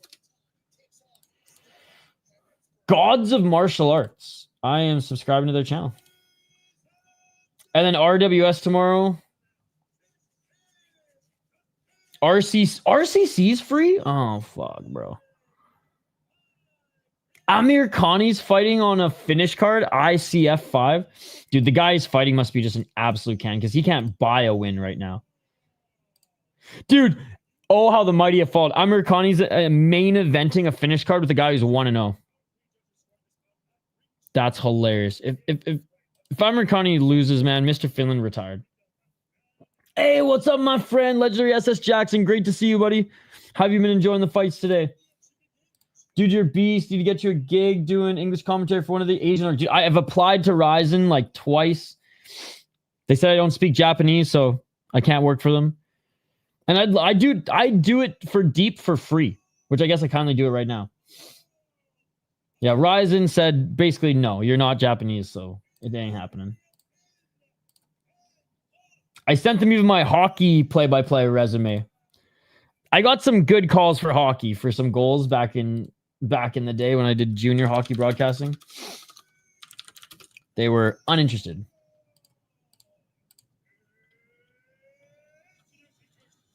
Knox WWE. I think it's more of like a language thing. I don't think it has anything to do with being racist. I think none of their staff speaks English, or very little of their staff speaks English. And other than, former fighter and Chivello, who's like grandfathered in at this point. Well, okay, that's BS. If they want to cross over, they have to open up. Well, I mean, they have Chivello. So, trust me, bringing me in will do nothing to help them. All is well. The fights this evening have been pretty dope, both boxing and one. Hell yeah. How was the Pro Box TV card? I'm pissed off it's not on Wednesday anymore. Dude, I don't even have one tattoo. I will cover this fucking Chewbacca ass body with Yakuza tattoos if that gets me in to get a Rising gig. Who you got winning this fight? I think Jackie Buntan's gonna win. Stella, I mean, she's tough, don't get me wrong. She's scrappy, she's fun to watch, but yeah. True, he's got that recognizable voice. They still use his sound bites to one. Yup. And trust me, him and Damian Brown are a way better duo than, no disrespect, but the other guy on there on Zoom. So, hey, I appreciate you guys batting for me in the corner, but I mean, deep would be awesome. Pro Box is pretty good. A few upsets and majority finishes. The Ring Girls got a hard nerf. No way. See, we need it back on Wednesday. We'll get the cake back on Wednesday too, I imagine. That's crazy, man. Come on, Pro Box TV. Be better. You used to be S tier in a Ring Card Girl fight kits. Now KSW is probably going to take that throne. Round 1, main event, 5 rounds if needed. Buntan. Couple low kicks. They're both trying to find the line of attack. Body kick by Buntan. Hemetsberger on the back foot right now. 1 minute in. Need Buntan for this 4-4. Buntan, sorry. Low kick by Buntan. Left hook by Hemetsberger. Hemetsberger missing with the front kick. Oh, Buntan with the right hand. Eats one to give one. 141. Hemetsberger missing with the left hook. I was watching Irish boxing tonight. 0 Ring Girls doesn't faze me. Just really surprising. Oh, big right by Buntan. Usually unfazed as well, Paul, but Pro Box TV, I mean, you'd think it was the hub with the way that these girls were dressed. What is this? Sponsored by OF? Oh, big shot by Buntan. Another right hand by Buntan. She's got a good hook. Quite scary. Hemetsberger, yep. 1 minute on the clock. Just out of range. Buntan with the speed, though. 2 hooks there. Left by Buntan. Buntan with the left to the body, followed by a left hook. High kick and a counter. 1-2 by Buntan. Left to the body by Buntan. Hemetsberger just too slow. Another high kick and a counter right by Buntan. But Buntan, she got knocked down. No way. Buntan just got knocked down. 42 seconds. No fucking way. Saudi card's like, what even is a ring girl? Beautiful lean backs. Oh!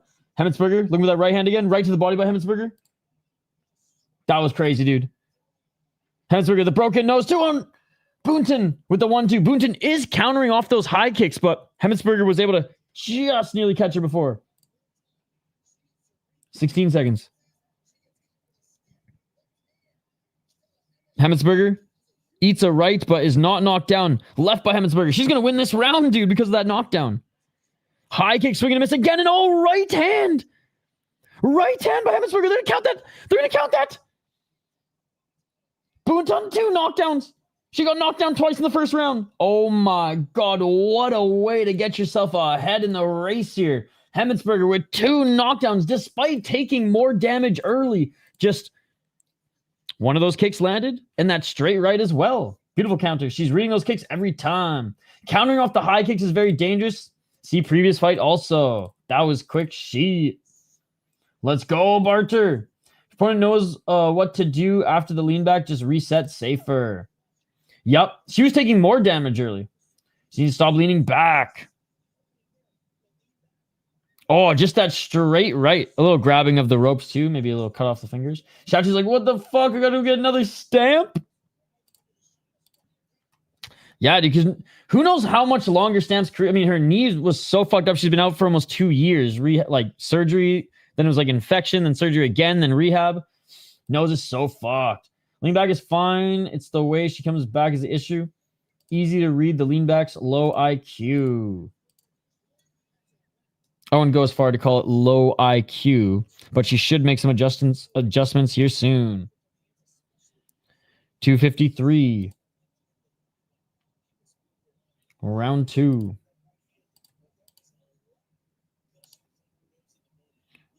Great first round indeed. Yo, what's up, Alpha Zeta? Good to see you. Catching the leg kick here. Clinching. Ref's going to separate them. 1 knee by Hemetsberger.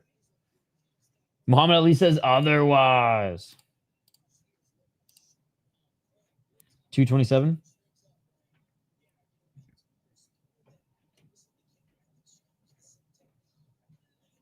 Nice teep by Hemetsberger, but caught by Buntan, and they're going to clinch again. A couple knees in the clinch, but nothing too crazy. Hemetsberger just leaking from that nose.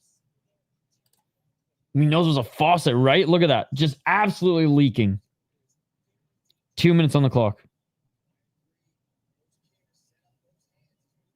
155. Buntan missing with the right.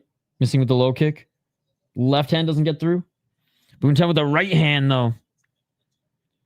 Body kick by Hemetsberger. I'm changing my pick, still. We'll get it. 139.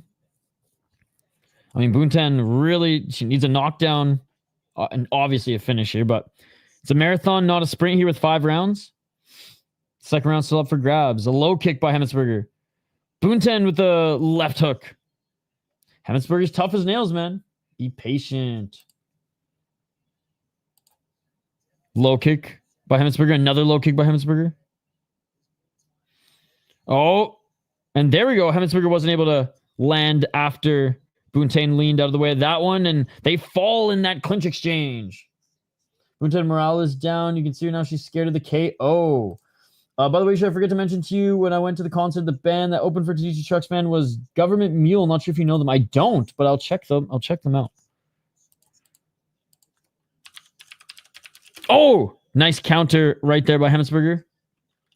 Blues band as well. Oh, hell yeah.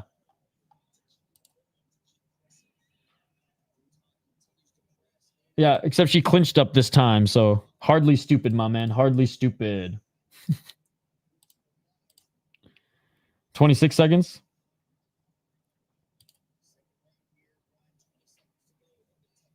Yes, their blues band. Sick. 15 seconds. Low kick by Hemetsberger. Buntan with the 1-2, then got cracked to the left. Bloody! Yeah, dude, Hemetsberger's nose is bleeding. Buntan with a nice 1-2 counter, and that's going to do it, man. That's going to do it for round 2.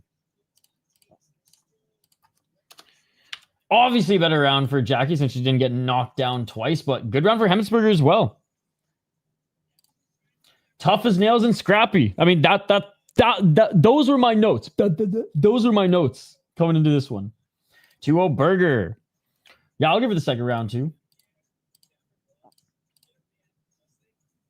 All right, third round again. 4 and 5 to come if needed, but the fact that Hemetsberger doesn't have a nose she can breathe through right now too makes it also a little bit impressive. Buntan showing a lot of respect for that striking here in that second round though because of the 2 knockdowns. Paul, this isn't MMA, so yes, it is round by round. This isn't MMA, so it's absolutely round by round. This is 10-point must system Muay Thai. 2 minutes and 56 seconds on the clock. Only MMA in 1 is judged as a whole. Let's get it on. Round 3. The all just flipped. What happened? Hemetsberger dropped Buntan twice in the first round and got the better of her in round 2. Close second. Yeah, no problem, Paul. Bring out the Jackie Chan in you. 2:30. Hemetsberger doesn't quite land with that left.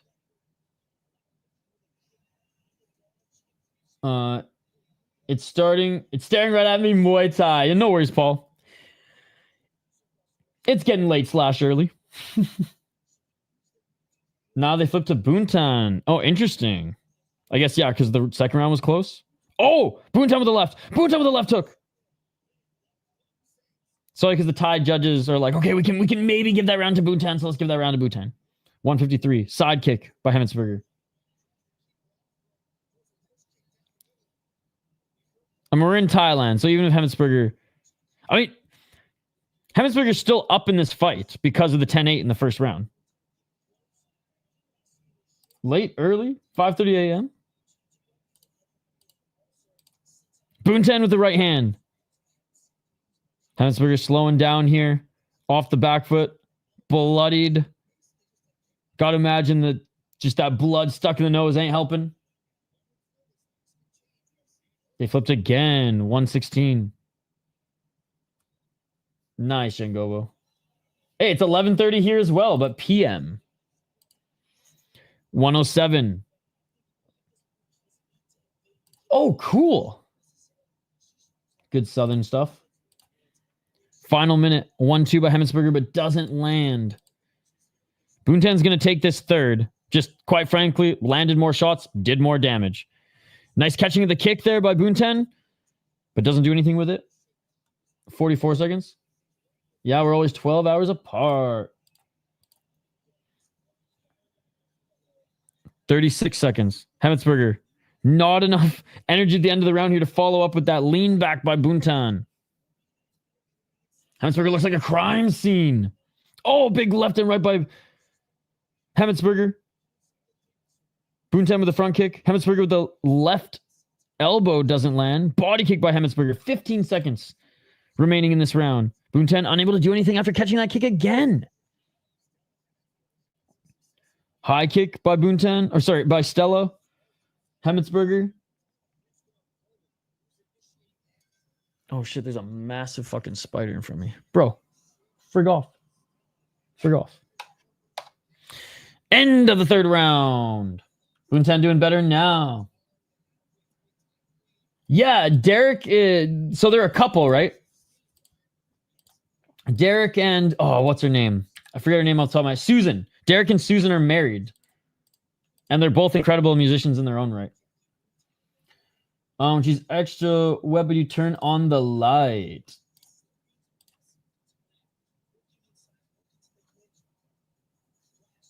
Oh, yeah. Solid round there by Buntan.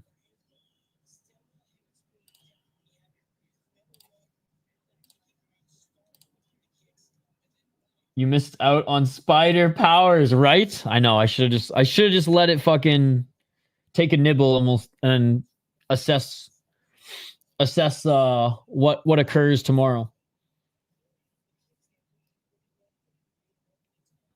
That's a good question. Yo, chat.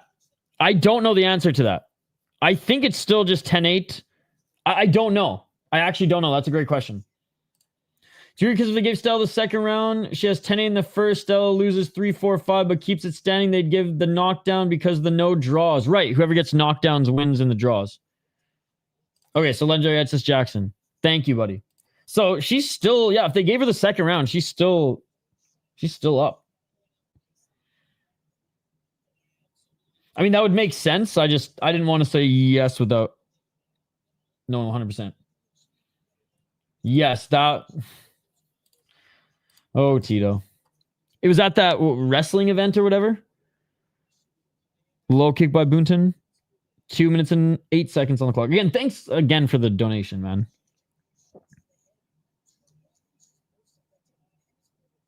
$159. Hemetsberger missing with her 1-2. Just out of range. Buntan trying to walk her down, pressing her.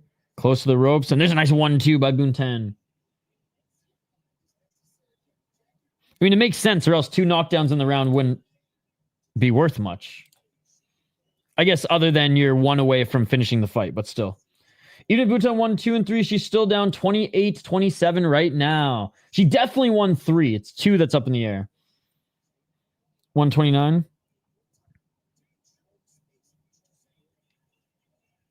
Side kick by Hemetsberger. Oh, Hemetsberger! No way. They're going to count that as a slip. Hit the shoulder, not the head. Whoo! Yamaz went down for Buntan a bit. I thought that was another knockdown. Looks like it hit the shoulder because she got back up and is not showing that she just got head kicked. Yeah, I got these lapels that they can survive in like 200 fucking degrees, so we good.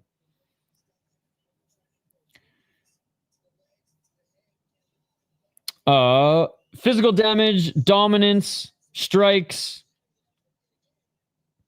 But obviously the knockdowns. If you get a knockdown, it's an automatic 10-8. If you get another one, it's an automatic 10-7. She needs to get in an elbow. Oh! Kick to the body by Hemetsberger. Hemetsberger's looking better in this round than she did in round 3. But still, Jackie's the one moving forward, and that pressure's going to look good on the judges' scorecards. 15 seconds. If Jackie doesn't knock her down, she just might. That was a lot of runway in that first round. And I really hope the judges give her the second round. That's all. Or I agree with your logic. Just wondering how one FC or one will F Stella over. Manny Pacquiao scored 10-6 on Juan Marquez, if I recall correctly. Nice. I guess, well, I mean, the second round was close. So even if the judges give Jackie Buntan the second round, like, I'm not going to be angry. I'm not going to say it's a robbery. Like, that second round was close. I personally think Hemetsberger did more. And it wasn't like Jackie was just walking her down as much in that round. But round 3, I'm going to give to Jackie. And I give her the edge in round 4 as well. If Stella wins just 1 round on 2 scorecards between 2 and 5 and doesn't get knocked down, she wins. Yep. Hemetsberger is going to land a big left here in the end. We shouldn't have human judges for fights anymore. Some AI software will be better, impartial, accurate. There'll be just as many issues, dude. Just as many issues. Because though, like, there's always going to be human error, AI can't account for... Well, I mean, maybe it will, but in the scoring format, it's going to have to be some advanced-ass shit to take into account context of certain better situations and better positions and things like that. So I'm personally not a fan, but I don't think there's never going to be perfect judging in any combat sports. Damn, that was a cheeky counter. Sorry, 5th and final round, ladies and gentlemen. Yeah, because the smart cage doesn't know shit.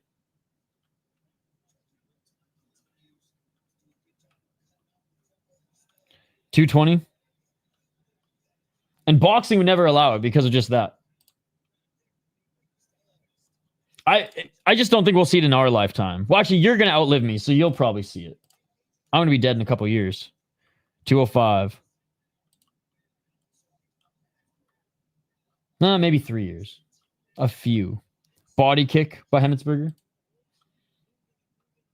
That was a Terminator reference. You can't reason with it. You can't bargain with it. It doesn't feel pity. 144. I watched Terminator 1 recently. Fucking awesome. 2 still my favorite, though. Yeah, realistically, nobody would want to use it. Can't cheat anymore. You sound like me. 132.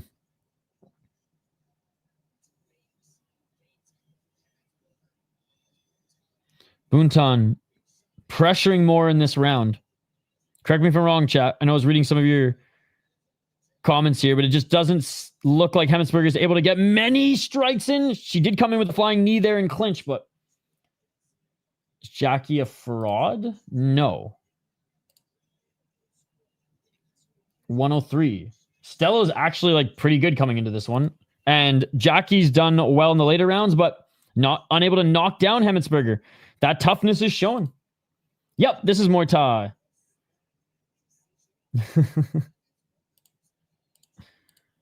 45 seconds.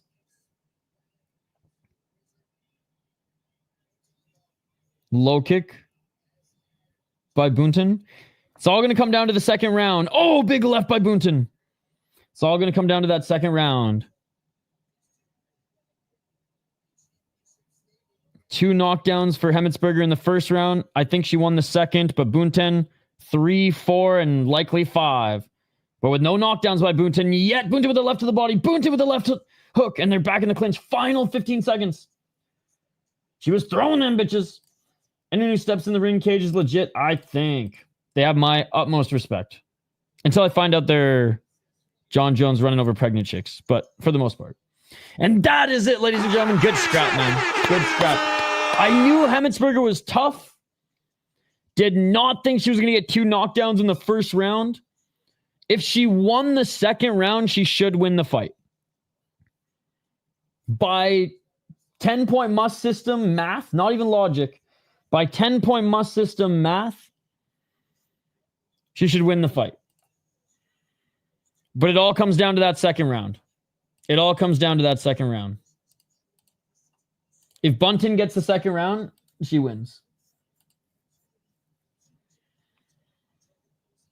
Great fight. So I'm gonna go out on a limb here and say that one championship doesn't give Hemetsberger the second round. And again, it's not clear. That round was close. The chat said it in real time. I just didn't think, and correct me if I'm wrong, chat, I just didn't think Jackie Buntan was walking her down as much as she did in the third, fourth, and fifth in the second. Hope Buntan stole it. One needs to learn how to build their prospects. What are you talking about? John Lineker's having a great Muay Thai career. Please don't say robbery. Whoever says robbery, by the way, is getting banned in the chat after this. So should take it. That second round. It's that second round.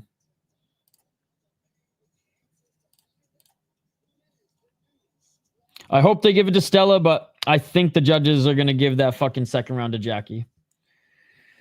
Trip to Splitty City incoming.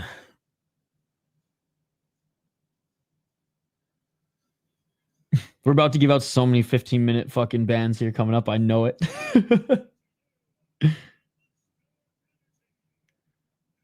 We're listening in right now, guys. Again, rounds 3, 4, and 5, in my opinion, went to Jackie Buntan 100%.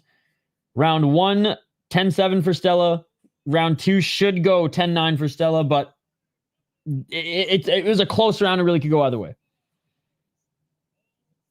For 15 minutes, if you say bloody robbery after this.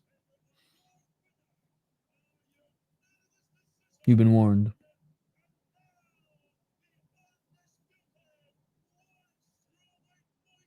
Yeah, dude. Yes! Yes! She did it! Yes, let's go! I knew, baby, I knew! They didn't fuck her over! They didn't fuck her over! They actually judged the second round right! I can't believe it! They actually judged the second round fight, or the second round right! No robbery, okay, 15-minute ban? No, I'm just kidding. The way one developed Sage Northcutt was perfect. I'm just glad because I really thought she did better in the second round. And after that first round and then enduring that 3, 4, and 5, I love it. I love it. Stella, I'm surprised. Ain't even mad. Yo, great to have you in the chat, by the way. SS Jackson, for those who don't know, one of Rush Hour Fight Club's loyal subscribers. Really good guy. And yeah, I appreciate you hanging out here for a little bit. Unbelievable, not fair decision. She won fair and square. Can I talk to HR about my boss sending me broken leg videos? Dude, what's up, Mateo? By the way, Mateo, longtime subscriber and member of the channel as well. Fucking love you, buddy. Holy fuck, how nasty was that leg kick? So this is the guy I was literally telling the chat. I was like, my boy Mateo, I just send him leg breaks all the time, and he fucking hates me for it. That one was nasty. He was a big boy. Yo, Mateo, an Austrian girl just won. And I was talking about Marco Rossi here a little bit. Got right in round 3, 4, and 5, absolutely. But hey, got 2 knockdowns in the first round and 1 the second, so 10-point must. Let's go. Dude, fuck yeah. You can teach me more about boxing history. Still watch them, not sure. Honestly, I don't like them either, Mateo, but like I gotta watch the car crash. Good night, Curtis Clark. We'll see you tomorrow. We just saw someone achieve her dream. It's pretty fucking cool. And she went to war to do it. Hey, thank you so much, Paul. Now get some sleep, brother.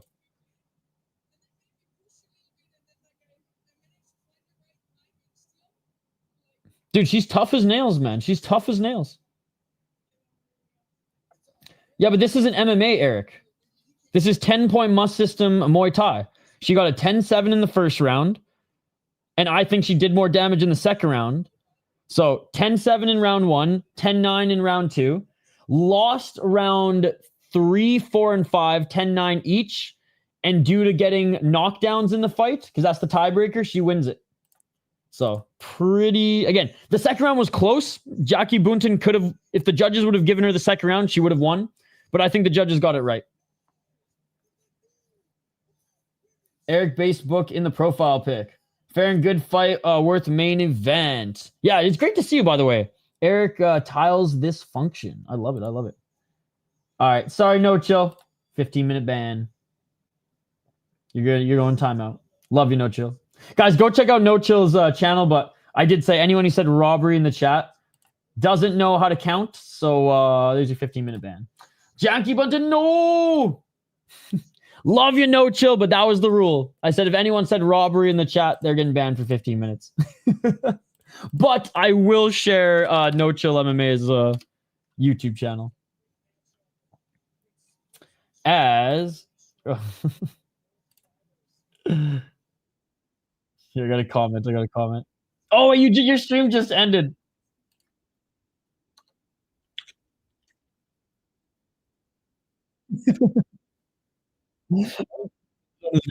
15-minute robbery ban, mate. His stream just ended. But No Chill MMA actually makes real MMA YouTube videos. He's a real MMA YouTuber.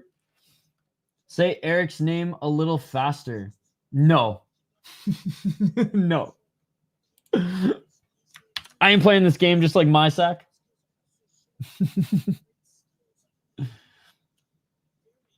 Roger. Come at me, bitch. Go check out No Chill's channel and his newest video. He did a documentary on Rumble on the Rock. So good. So fucking good. It deserves more. It's only for 15 minutes. You'll be back. It deserves more views than it has right now. So guys, go check it out.